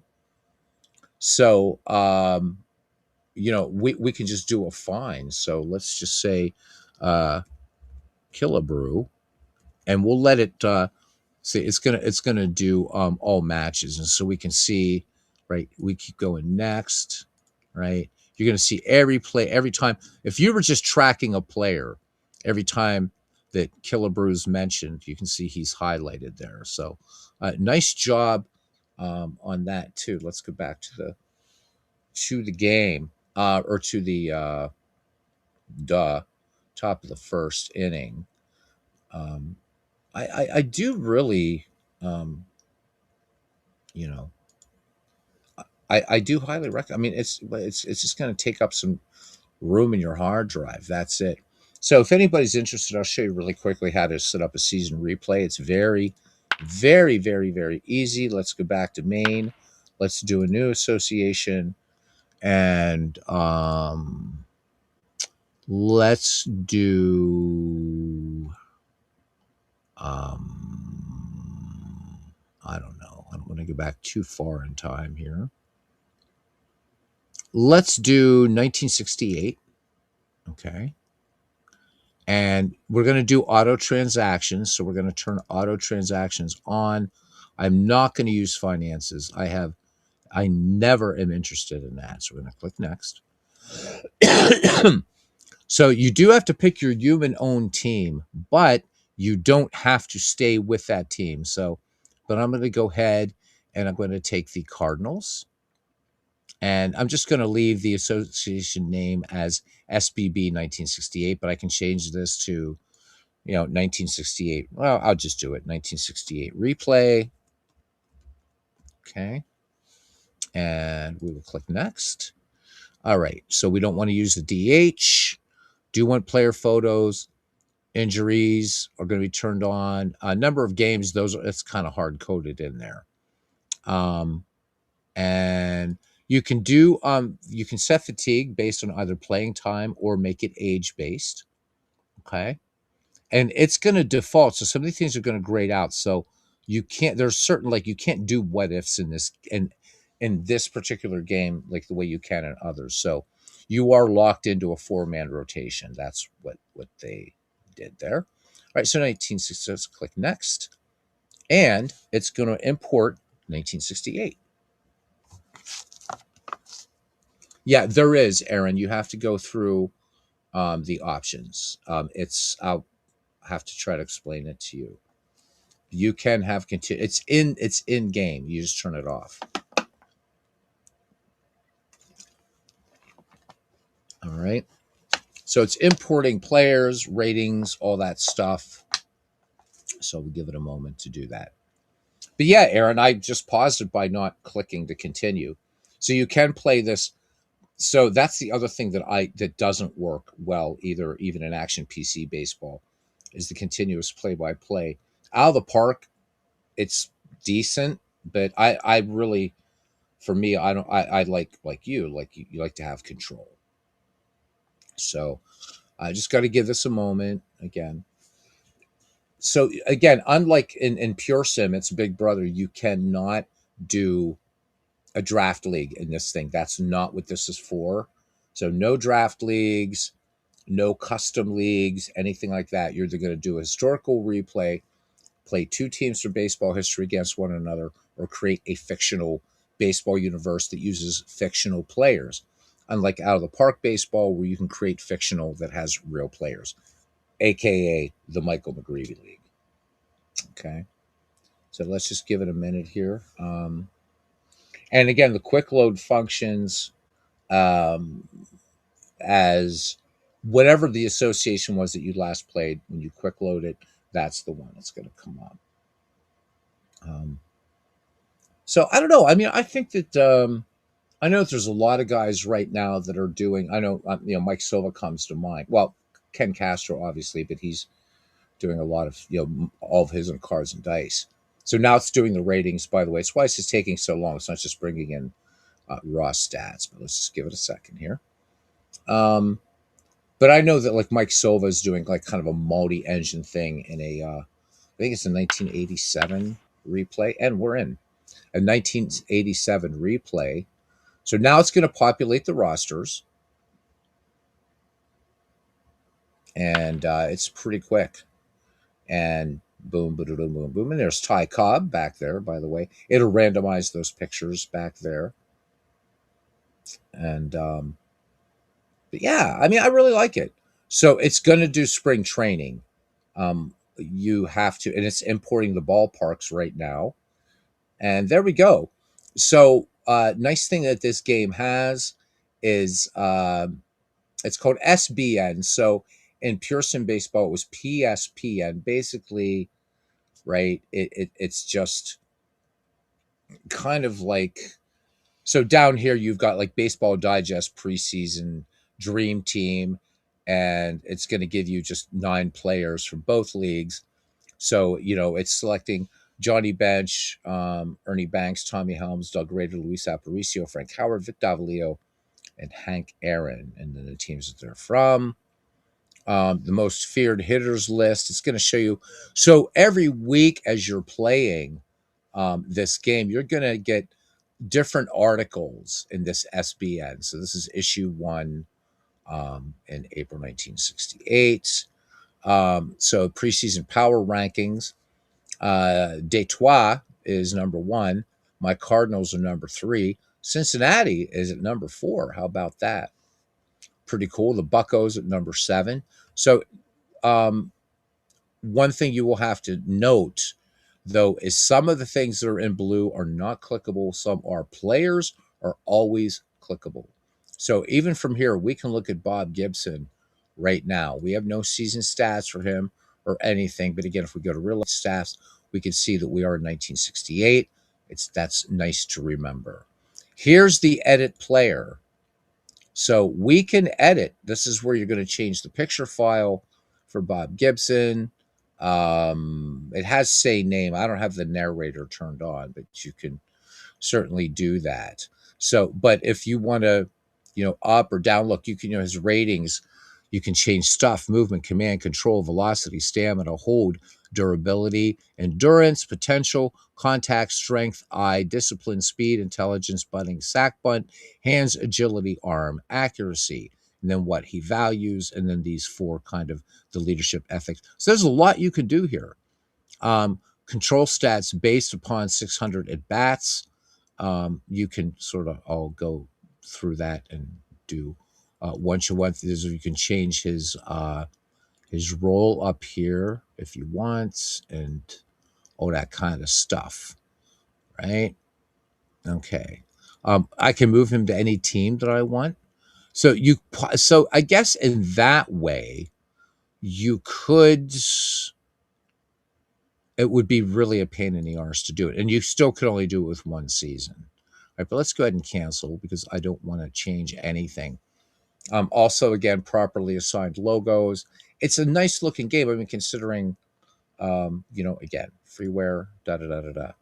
Okay, so now that we've done all this, let's go ahead and close this.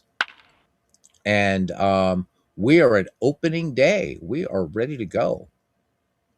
Now, we can select a team and we can look at any of its, which we'll go to in a second. But first, if we go up here, so the first game options, all right, this will allow you to enable the speech. So this just uses a Microsoft narrator if you want to do that. Auto assign player photos, enable sounds. I do that. So you can stop the autoplay, like auto playing other teams. You can stop it for injuries. You can stop for no hitters going on in other games. Stop for disabled list eligibility. You can also import schedules into this game. You can change league and division names. You can customize whether there's going to be a DH in one league or not in the other. So, once you get past say you're doing 1975, National League, you're going to leave this unchecked, but American League, you're going to want to check DH if you want to do that. You have one last chance here, whether you want to do injuries or not. So, Aaron, probably what's confusing you is it's not in these configuration options. It's elsewhere. And I'll show you that in a second. Click cancel. All right. So we can select any team. And since I'm going to be doing St. Louis, I don't have to. So I'm at St. Louis. Okay. And right now assigned to human, which that's right. I am. It already is. See, I'm not going to change anything. I can see the upcoming schedule, looking at all the starters. So we got two here in Atlanta, and then we travel on to meet the Cubs for two, then down to Atlanta, and then over to Cincinnati. Okay, but you can also you get a nice schedule calendar look, and again, I like the look of it, um, just because you get the all the team logos and stuff. If I click on any of these, I can look at the Cincinnati Reds.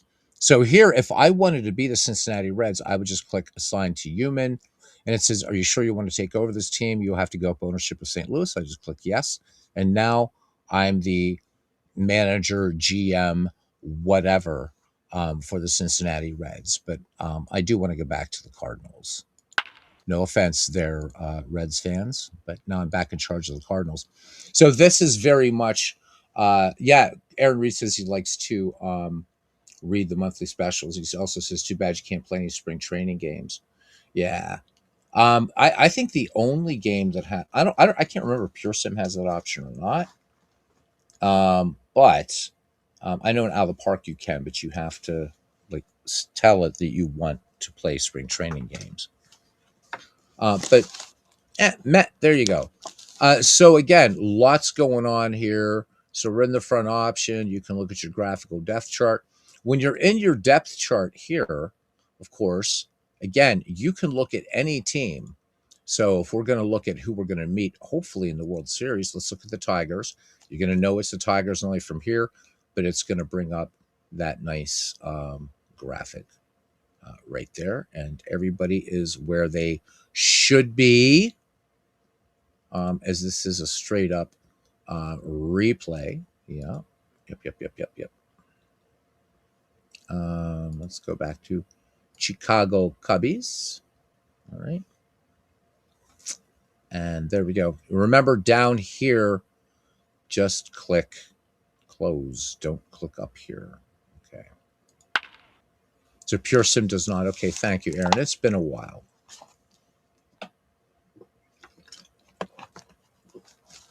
You can look at minor leagues. I don't usually muck about with minor leagues, but there we are. And you can promote, you can assign them. You can also assign players to AAA, AA, single A, and you can get all their. It's just basically you're going to just get ratings down here. I don't really play with this too much. In fact, I haven't booted this game up in a long time. Something just told me fire it up today. Set your lineups and rotations. They're already set, but you can change them if you want.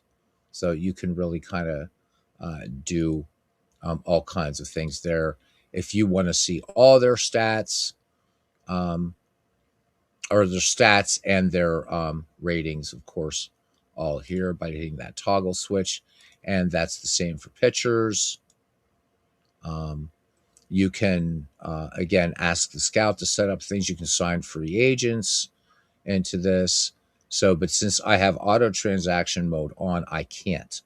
But if you turn that off, you can sign any free agent that you wanted to.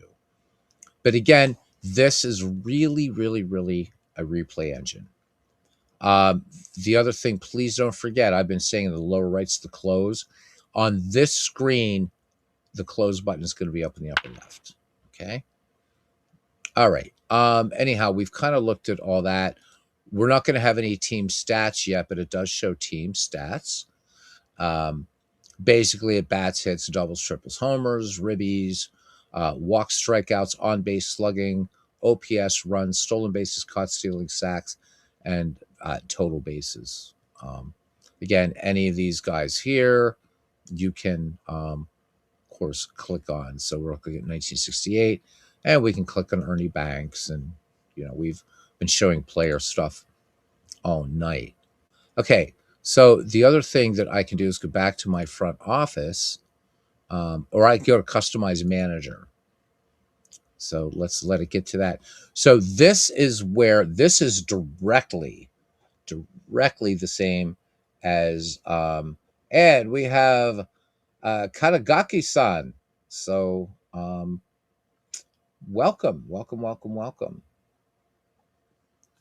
So this is I've always felt one of the strong suits for both pure sim baseball and strategy baseball, as you have tons and tons and tons and tons of options for setting up your managers and stuff like that, how they're going to hook, but then game situations too. So this is Leo DeRocher, and we're looking just at Leo DeRocher's general tendencies as an AI manager.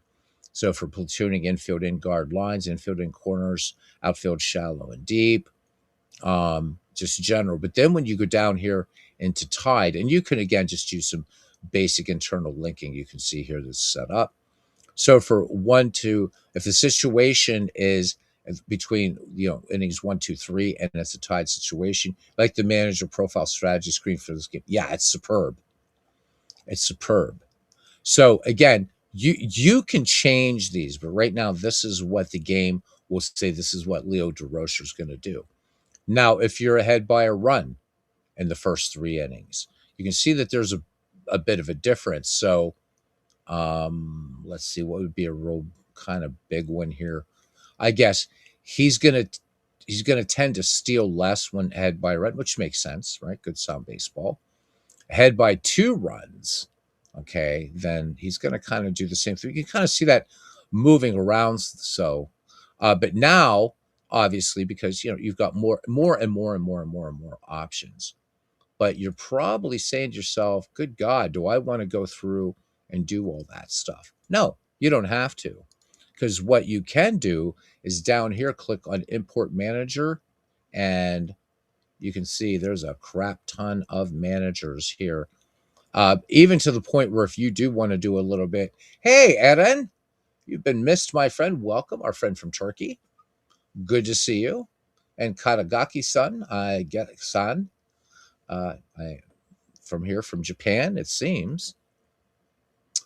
So if you wanted to, you could really shake things up.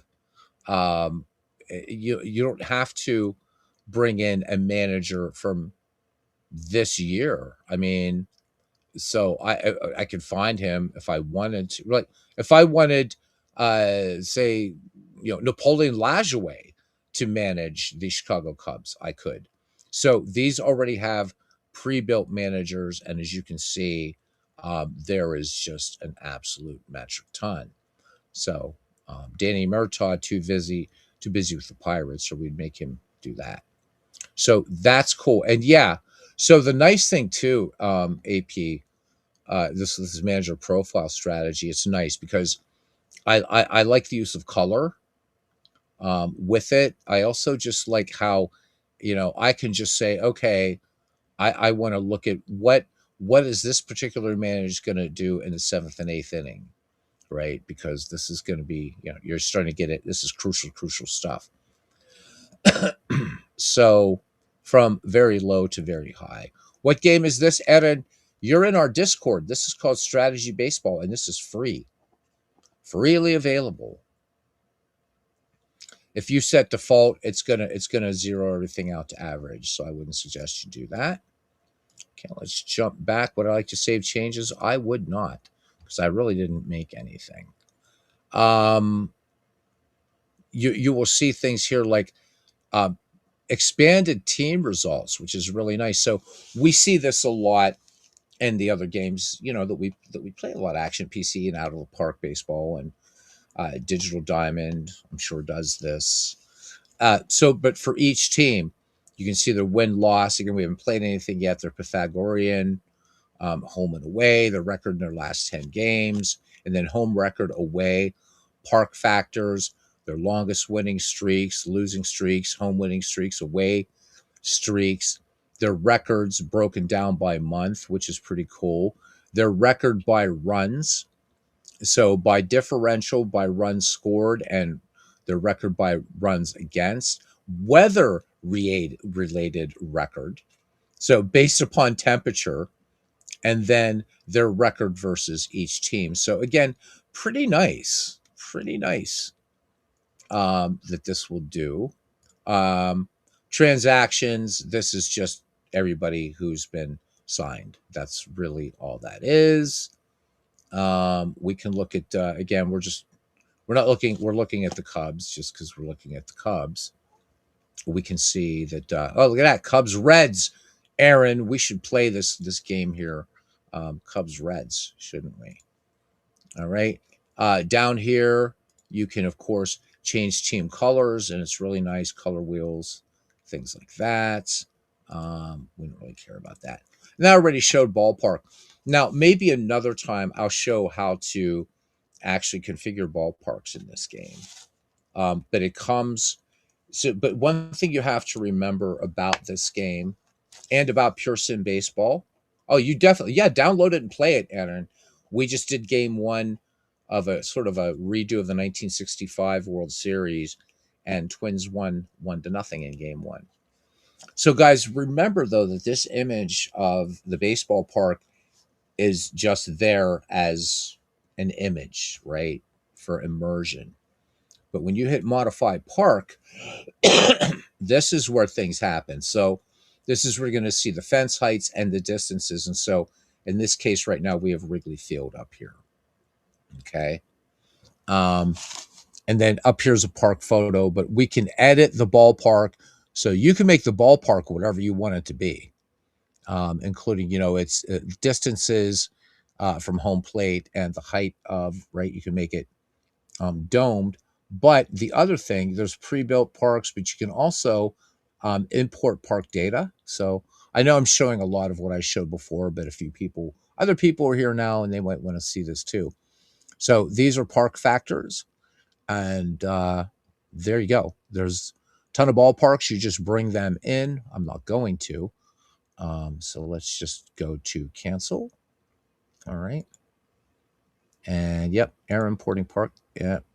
So that's all you have to do, and then just kind of click done. But anyhow, we're back on the screen, and that's it. And from here again, you can keep selecting team. So if we go to Baltimore, there's the Orioles. And again, I didn't have to assign these parks. Good news is this game already comes with tons of parks. Already comes with tons of parks.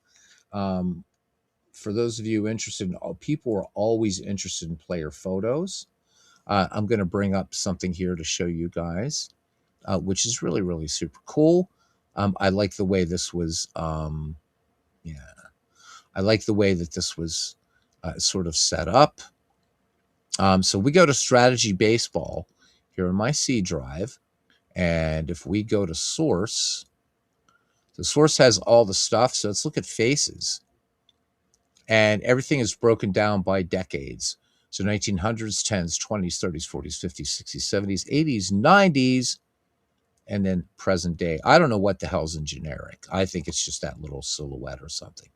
So these will work with out of the park baseball, and they will work with action PC baseball. Let's say that you're doing a project in the 1970s.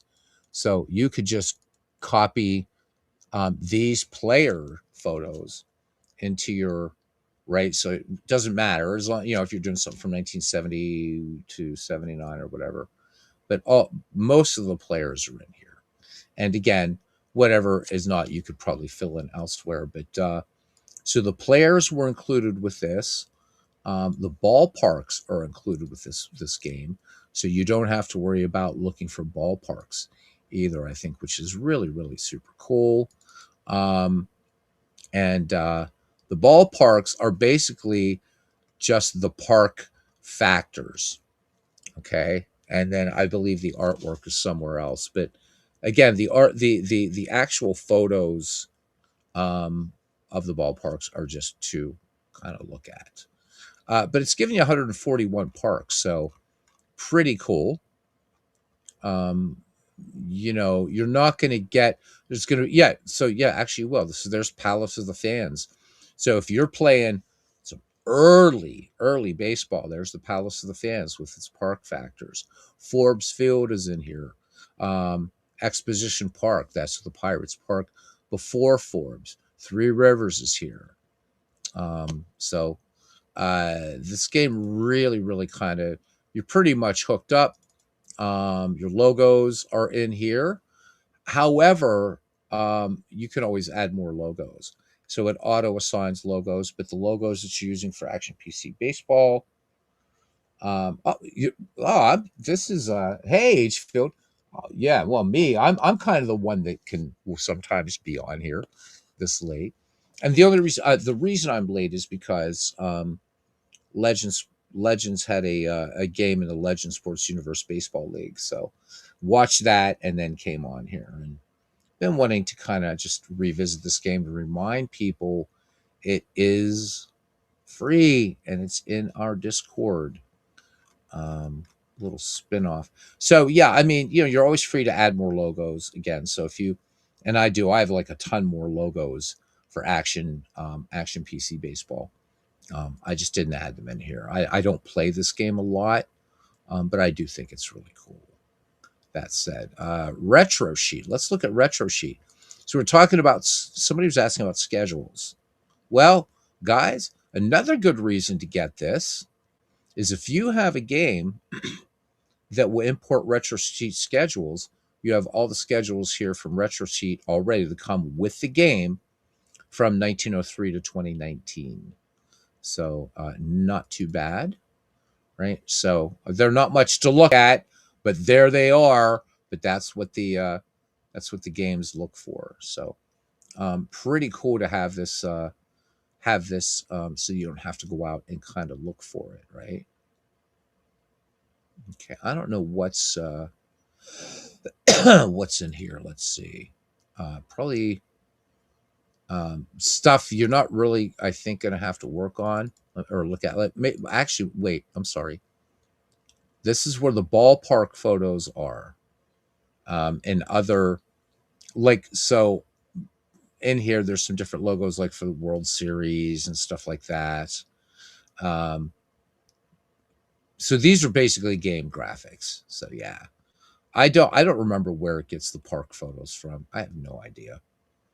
But again, pretty much everything is there for whatever you want. Let's see what's in low res. I always like to. It's always good to poke around. Yeah, so these are just the game graphics. So that's it. Who made this game? It's a guy named Crash. I can't remember his last name, but he was one of the programmers for. And we'll look around for a couple more teams here. One of the programmers for Pure Sim Baseball, which again we have. There's my Forbes. Pure Sim Baseball. So Sean Sullivan kind of got out of the game, and so I'm giving this away to the community, which that's also available on our Discord, Pure Sim Baseball. And the other one is Old Time Baseball, which is a real jewel on its own. And so he created this game as a freeware game, and this is pretty significant for a freeware game. It really is. It should be in other games in the Ned McGreevy Discord. If you're in that Discord, that's where you can get this game. So, do I have to? Maybe I have to send you an invite to the Discord. Let me see. Hang on. Let me do that for you right now. Okay. Because I care. I do. I care. All right. Let me see. Ned McGreevy League. Invite to server. Let me see. Or are you already in here? Eden, you might be already in here because I think you friended me. I think. Tell you what, I'm going to give you a copy. I'm going to copy it in case you don't have it. But it is in other baseball games, but you're going to have to scroll for a while to find it. So I do have, you can be able to find Old Time Baseball pretty quickly. But you might have to scroll around a little bit. Yeah. So it's pure sim. It's not going to take you long. Yeah. So I did find it. So yep. Let me just get you. Um, boom. So at least you can get there. Go to join our Discord, and then just go to in the Ned McGreevy League. You want to go to other baseball games. Start scrolling up. There's 2 files that you have to download for this. And I see we're friended, Aaron's, but you're showing as do not disturb, so I'm not going to disturb you. You want to download Strategy Baseball version 1004.zip, and you also want to download the SBB Complete Face Pack, and that has everything in the folders. Okay, and people having some fun with it. So nice to see the people are enjoying this game. And that's where you can also get Pearson baseball and old time baseball. So there we go. A little bit of minor bribery to get people into into the Discord. So all right, so let's go back to the home screen. Let's look at the schedule page and what is on tap here today in 1968. Chicago Cubs versus the Cincinnati Reds. We got the Buccos going to Houston and the Minnesota Twins going to Washington, D.C. So you'll see here that if I wanted to manage one of these games, so Aaron, this is one thing you were talking about, you're not forced into like being stuck. So let's say, Aaron, and I know you're a Cincinnati Reds fan, but let's say you wanted to manage the Pittsburgh Pirates in this game, right? So if you go click to select a team, go to Pittsburgh, assign to human, click yes. All right. Then when you go back home and schedule page, now what you're going to see here is the third option, manage game. And if I click this, I'm going to be managing as the Pittsburgh Pirates. So it's all you got to do. Then in game, um, when you go to in game, there are options, and that's where you turn off continuous play by play. So if you have trouble with that, let me know because I don't want to really start a game at this point. Okay, Adam found it good. The old time baseball, does it have actual lineups, starting pitchers, and actual transactions? Um, so to be honest with you, I haven't explored that so much. I really with what I've done a lot with old time baseball is just creating kind of what if leagues, draft leagues, or just picking a one off because it's time to become a manager. Absolutely, Aaron. Absolutely, but you have fun. Old time baseball is going to deserve another stream because there are things about old time baseball that you need to know. There are some caveats. It's a great game. You got Mel Allen or Kurt Gowdy announcing. I suggest you pick Mel Allen because he says more of the names. But whatever. But with that game, you really do have to work with the manager profiles at least on 2 things. So maybe that's something we'll review. Maybe I don't know tomorrow in the afternoon, depending upon I don't even again how much snow I might have to shovel. We do have 2 snow blowers here, which is nice. Um, so yeah, I'll have to show you on the settings because if not, in old time baseball, what you're going to get is a lot of off the wall singles. And you don't want that, obviously. So you're going to get a ball going all the way through and going to the wall, and you got a guy pulling up at first base. Easy fix for that, though. And also, it's a super, super easy fix, actually. But also, it will hook. It will tend to hook at weird times. The things that I've read is that for the more famous seasons in baseball history, it's a lot more accurate in terms of the lineups and stuff like that. But with old time baseball, again, so it began life as a what we would think of now as a DLC, right? But it was an expansion for Tony La Russa baseball, and it became its own product. people just loved it, and Stormfront Studios were like, yeah, let's go ahead and do this.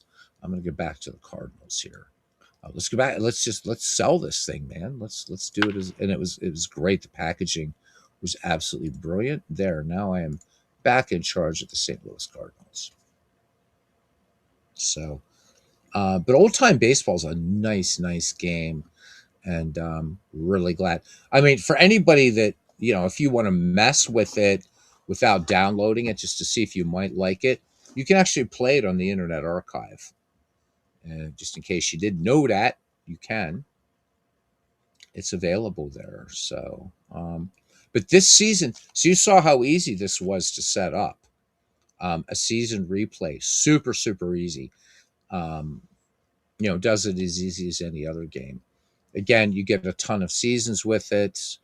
1903 to 2019. That's a hell of a chunk of baseball. And a lot of information. Just be careful of the user interface. There's a couple things that will make it crash.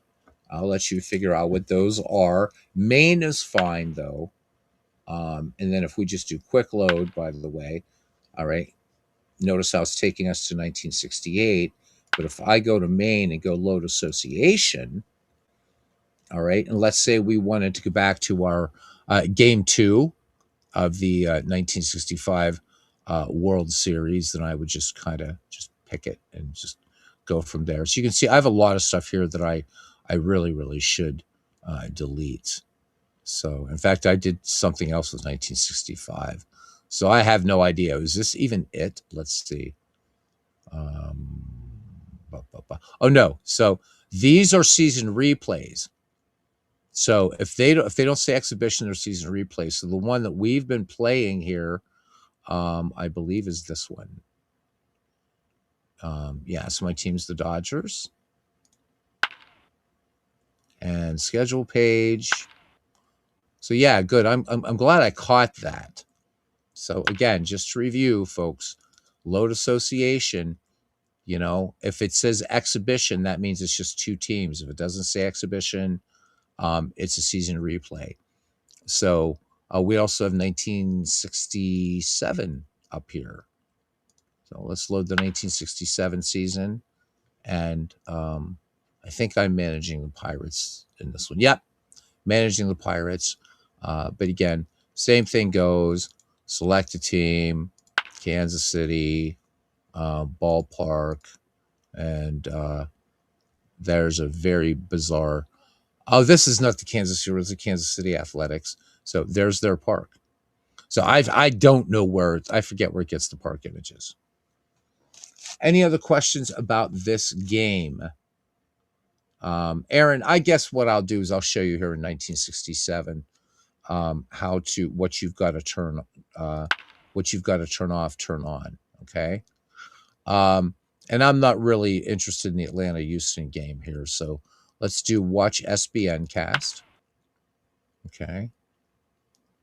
All right, and so there's this is back when Joe Morgan was with the Astros, by the way. This would actually be a pretty fun game to play, but it's late. It is a very good game. So we're going to close and have the opening of the national anthem, or the closing.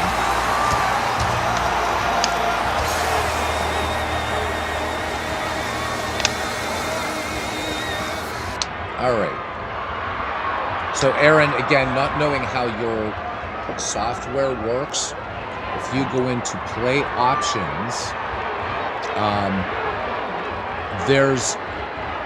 it will say play-by-play options, and the first box is continuous play-by-play, and I believe that the game has that checked by default. Just make sure it's unchecked.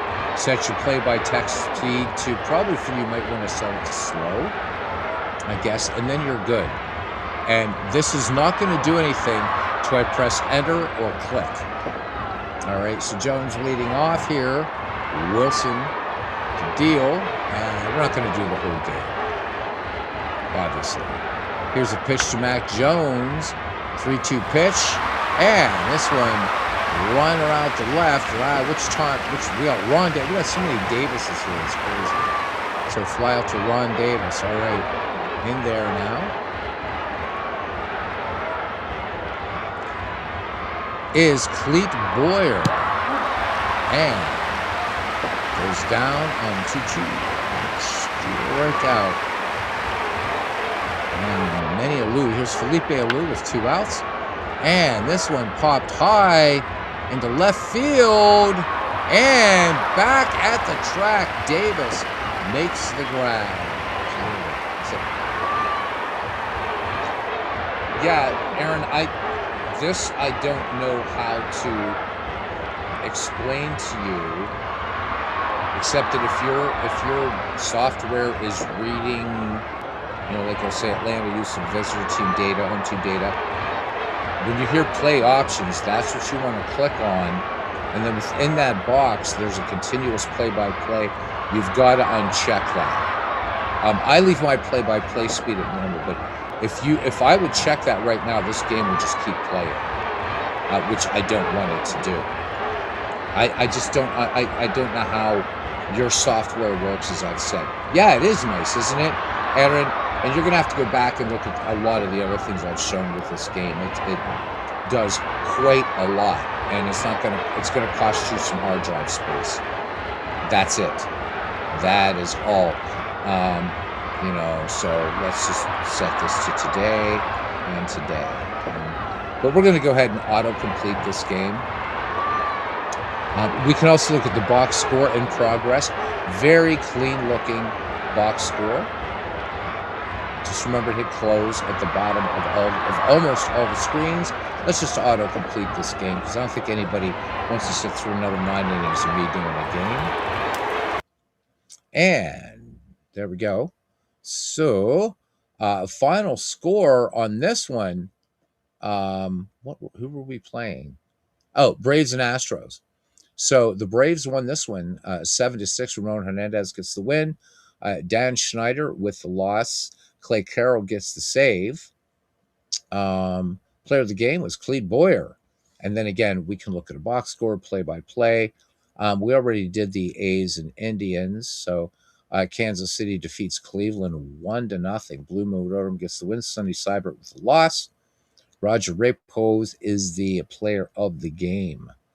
And there you go. Oh, nice. And, whatever. We can look at play-by-plays. So now I'm back in 1967. So we already showed you, but then the play-by-play and how you can jump around through the innings, but you get a complete and total recap of the game. So let's see. The San Francisco Giants scored 2 in the 8th. I can just click on that, and we can look at the 8th, and we can see just what happens. So anything that's in green is a good thing. So, but nice stuff. So let's go ahead and close it. And that, my friends, is a revisiting of strategy baseball. I'll probably do a few more games of it on the channel as we go on. You can also sim. So we could, if we wanted to, we could just click sim a month. You can sim the entire season. This also has a postseason editor. You can only get to it, of course, at the start of each postseason series, but you can really do a lot of really cool stuff in there. So that's pretty much it. It's a lot. And I really wish Crash still had an interest in continuing to develop this game because this was really fantastic work. So again, quick recap. For strictly playing season replays and for playing 2 teams against one another from baseball history or creating a fictional baseball league with fictional players, I mean, this is really, really good. That it's, a lot of just a ton of information. Now, if you're looking for the other 2 baseball sims are going to allow you to do draft leagues, allow you to do mix and match a number of teams into a league, that would be like you can with a custom game at Out of the Park Baseball or Action PC Baseball. This is really, I think, if you want this as a season replay game and also just to recreate World Series or just say, oh, I want to play the 1984 Tigers against the 1969 Mets.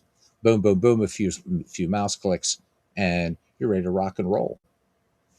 And that is it, man. It's fun. It's really, really fun.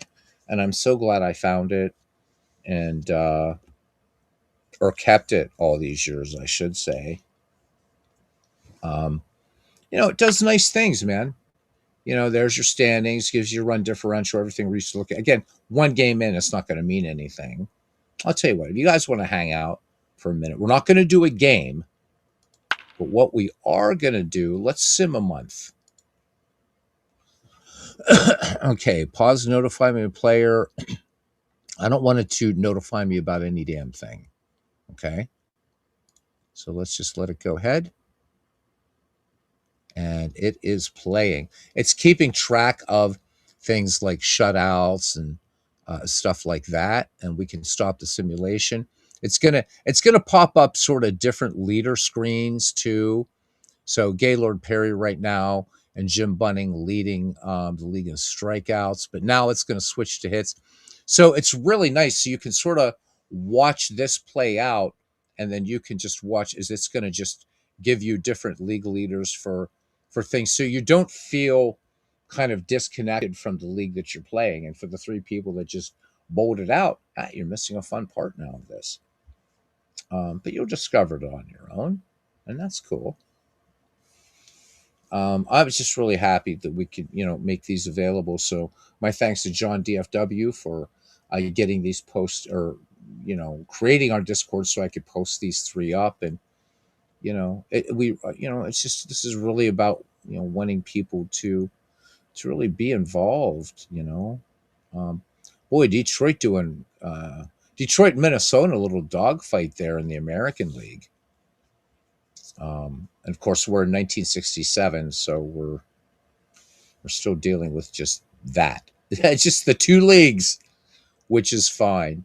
So look, Willie McCovey leading with runs scored. I'm leading the majors with runs scored with 11. And Eden says, "Let's go Mets." So Mets right now are 5-5. So all tied up there with St. Louis and Pittsburgh, and 2 games back of Atlanta.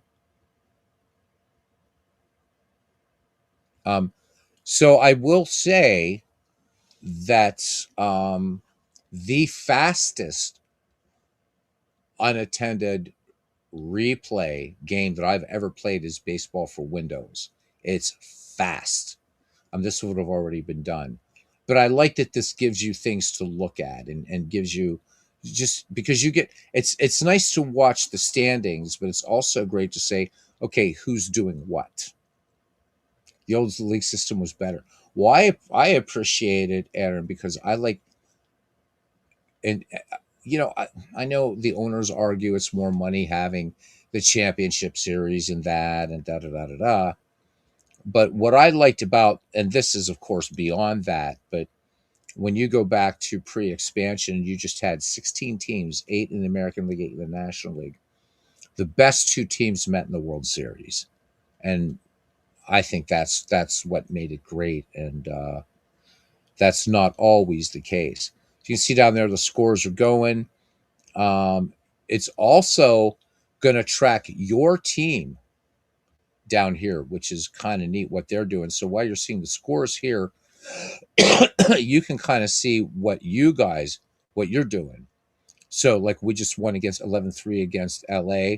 Bob Veal got the win. Jose Pagan had a home run. Clemente with his 5th. So it has a really good sense of connection to your season replay. And again, I can stop this at any time, but we're just going to play out here. I don't got to work till Tuesday, so, and I don't know if it's snowing yet. I don't think it's snowing yet, which is bizarre at 3:05, and if it hasn't started snowing here in PA, maybe this storm was just much ado about nothing. So Bucco's doing pretty well here.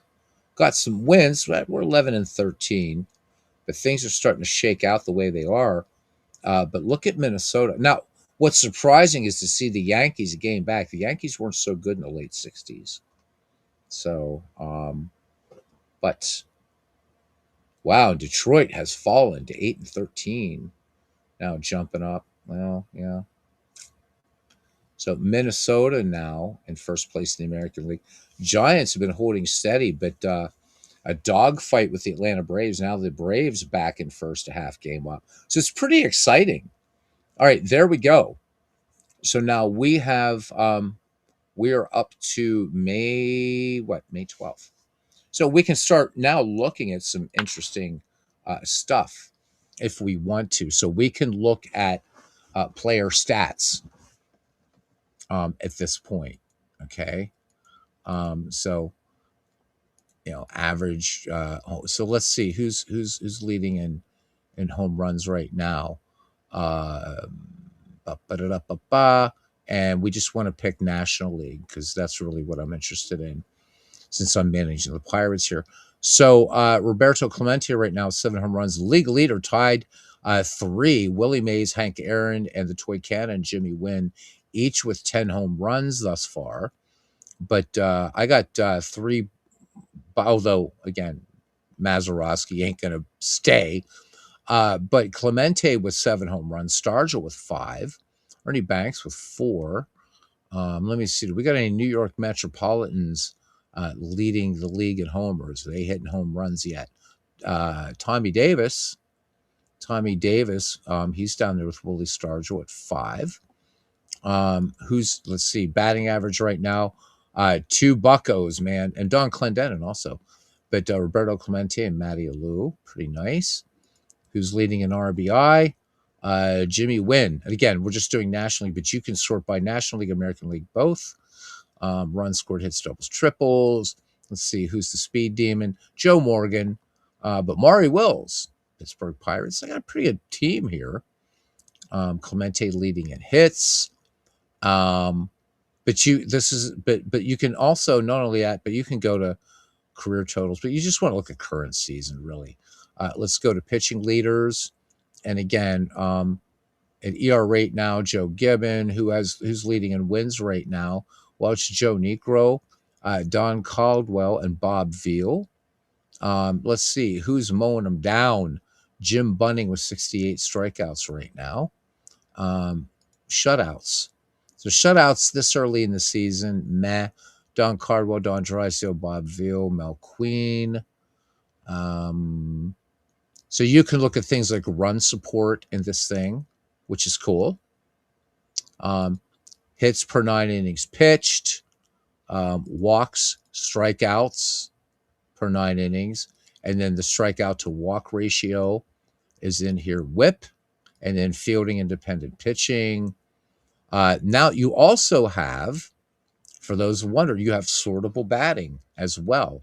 So all I got to do is click, and I can see who's leading in hits, who's leading in at bats, right? Who's striking out, okay, and so on and so forth.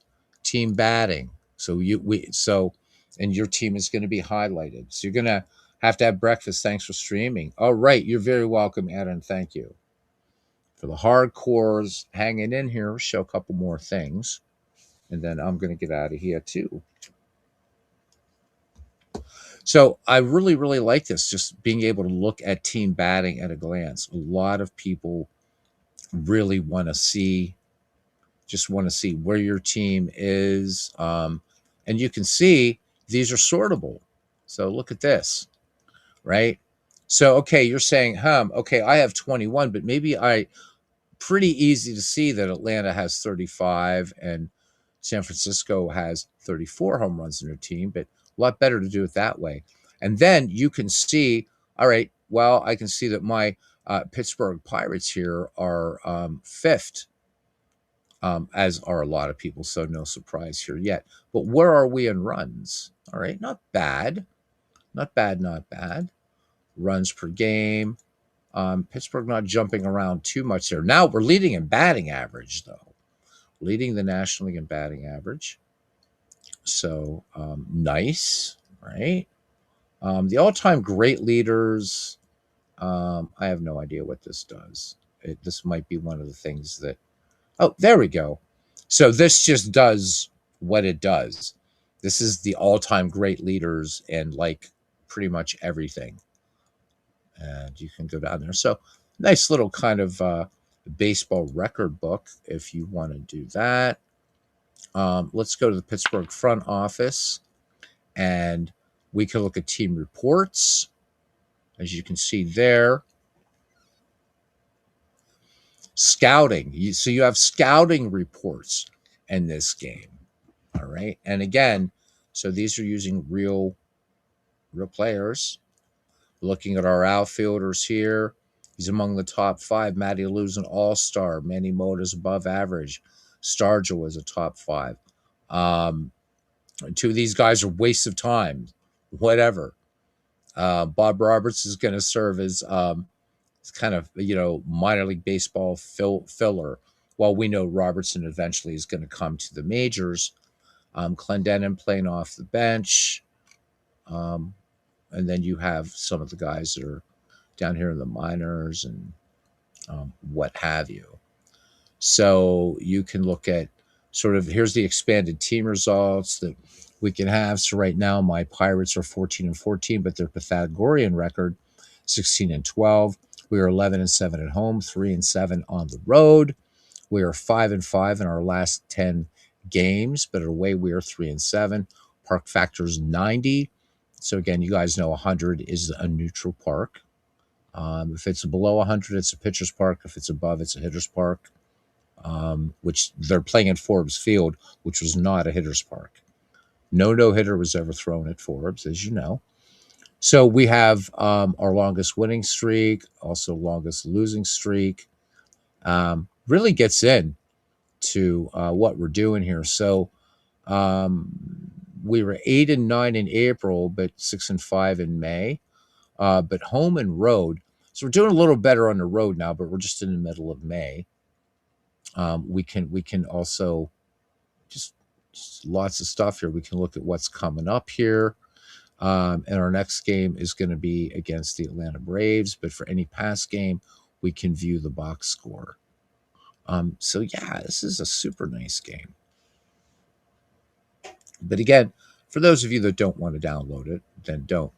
There's all the names, there's all the players in this specific league, and all of these are. And you can see there's some players unassigned, whatever, but you don't worry about those guys.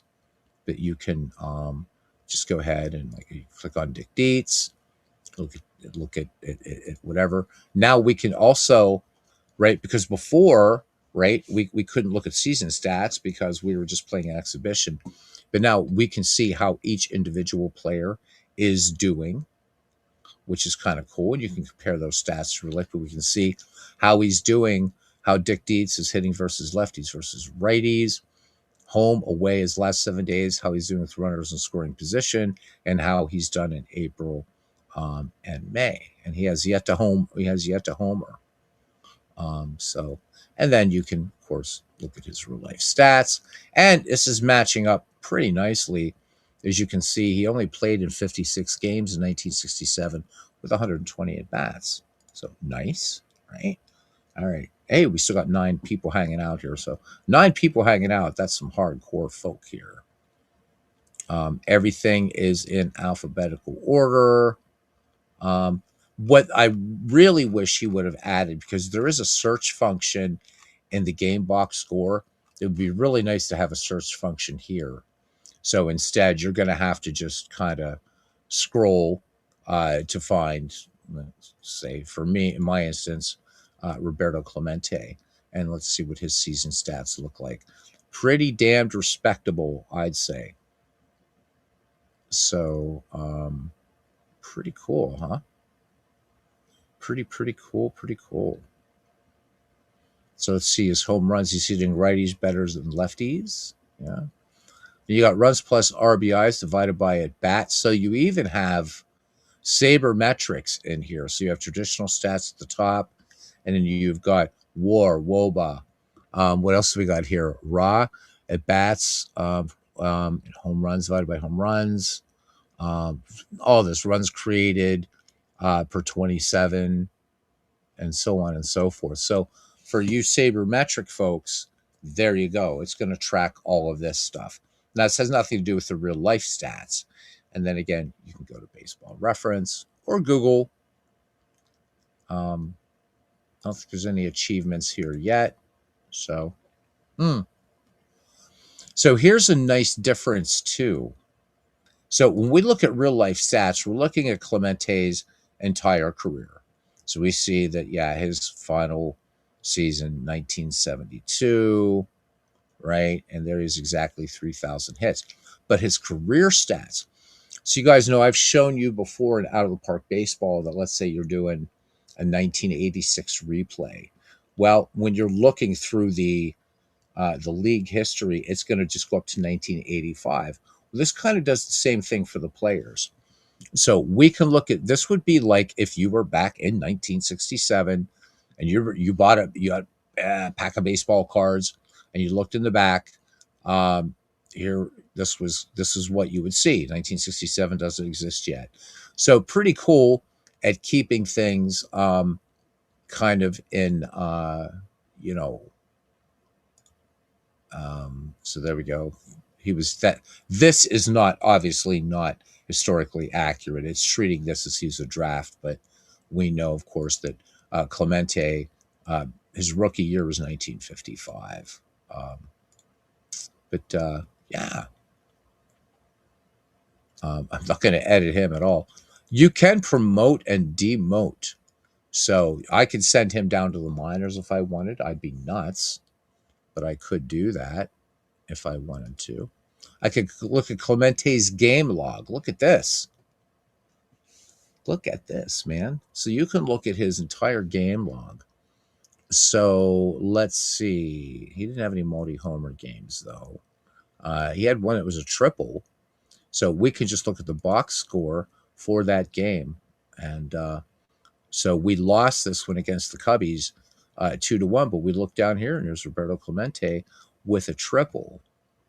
And again, if I go to a detailed log, I'm just going to pick a game at random. Okay. And then if I do search, okay, and I can search Clemente, and each instance of Clemente is going to be showing up. So if I keep clicking next, and it's going to keep going through the game. So Clemente moves to third, whatever this was. So pretty nice. And I can go back up if I thought I missed anything. And yeah. And you can search anybody on here that happened to play in this game. So that's pretty cool as well. But I do like the game log, and this does this for every player. So you're getting something that's very feature rich that will cost you. The pictures take up most of the hard drive space, and it's not that much. I mean, come on. These days, we don't really worry about hard drive space like we probably did, 15 years ago or something. But I mean, I hope some of you found this useful. I hope some of you will download this game and try it and have some fun with it. Edit some players, play around with the manager imports. There's really a lot going on in here. Really a lot going on here. Yep. So, Aaron, I hope you can figure that out as far as like the play-by-play goes and stuff like that. Hey, there's Tommy Harper. There was a pretty good baseball player right there, old Tommy Harper, huh? Anyhow, I'm going to take off my headphones and we're going to just end it out here after a few minutes. Oh, I can hear me again. Now, is the almanac doing anything right now? Oh, yeah, it is. There we go. So there's an almanac that's going to keep running through here too. So, I mean, really, Crash put so much into this game. So, have fun with it. Have fun with it. So, again, this is like career records. right? But we can go. So we don't have any seasons completed yet. So these are just these players' careers. But notice that, right? You're not seeing any players beyond 1966. So Willie Mays right now at this point has 552 home runs. Willie Mays, of course, ends up with 660 career home runs. But what if you want to do some research and you're like, yeah, I want to research. Well, so imagine going to right. So you can do it in stat heads, but let's say you don't want to play for don't want to pay for stat head, which is good stuff though. But you just wanted to kind of research within this league, then you can kind of do this. It's like, oh, who was where at what time, right? So, for instance, so Al Kaline at this point, 284 home runs. Mickey Mantle at 502, so second to Willie Mays. Triples. So Mays with 122 right now. Clemente at 110. Of course, none of these guys, you think that's a high number, none of them ever approached Sam Crawford. But again, as you go along, there's nothing for season yet, but we do have game records because, right, the season records got to be, but there's game records. We got no annual awards yet. We got no Hall of Fame because nobody has. We have no past champions because this game, unlike out of the park baseball, there is there's no career mode as such. Now, Pure Sim Baseball does move into the next year. So that's it. I mean, I could go on and on and on and on. I know there's one of these. I think it's special. This might crash the game. No, it's not. I think it's just the manual. Whatever. Yeah. So no, I guess all these are already good. But I mean, just the things that you can kind of do in this game, I think is amazing, amazing, amazing, amazing. So that, my friends, is strategy baseball, not to be confused. Who are the best switch hitters here? We've not completed our first season yet, so some of these can't quite be done yet. But anyhow, why am I leaving this on the Angels? Let's leave this on the Bucks. There we go. I hope this is helpful. It's fun. And that pretty much does it for tonight. Thank you. We did a Saturday night without a chin wag, so missed having a chin wags, but you know, hard to start those at 12:30 in the morning. So strategy baseball, it is available. Strategic baseball simulator is another one. I don't have it up in Discord because you can just download that. Go to SBS. It's DOS based, and it's good. It's good, but you have to really be. There's no mouse, just like in full count baseball, which is another free baseball game. It's you're kind of navigating with cursor keys and stuff like that. So, all right, that is it. So many folks that I'd like to thank. So I just want to thank all of you. Just 'cause I'm really tired. I hope you understand. And until next time, see you brought on the batting cage. I think the next thing we'll be doing, for sure, is going to be we're going to continue with 1929 in Strat Max. We're going to have Lefty Grove starting against the Yankees in the next game, and hopefully we'll be ready to at least have an exhibition McGree game in Michael McGreevy, even though not everything is done yet, but just to have a little bit of fun. Everybody can kind of see a couple teams can see their players. All right. Till the next time, family, we will see you around the batting cage. If the weather does hit you, please be careful. I'm going to go check now and see what it's doing here. All right. See you soon, guys. And remember, less than 3 weeks, pitchers and catchers report. Good night. Good morning.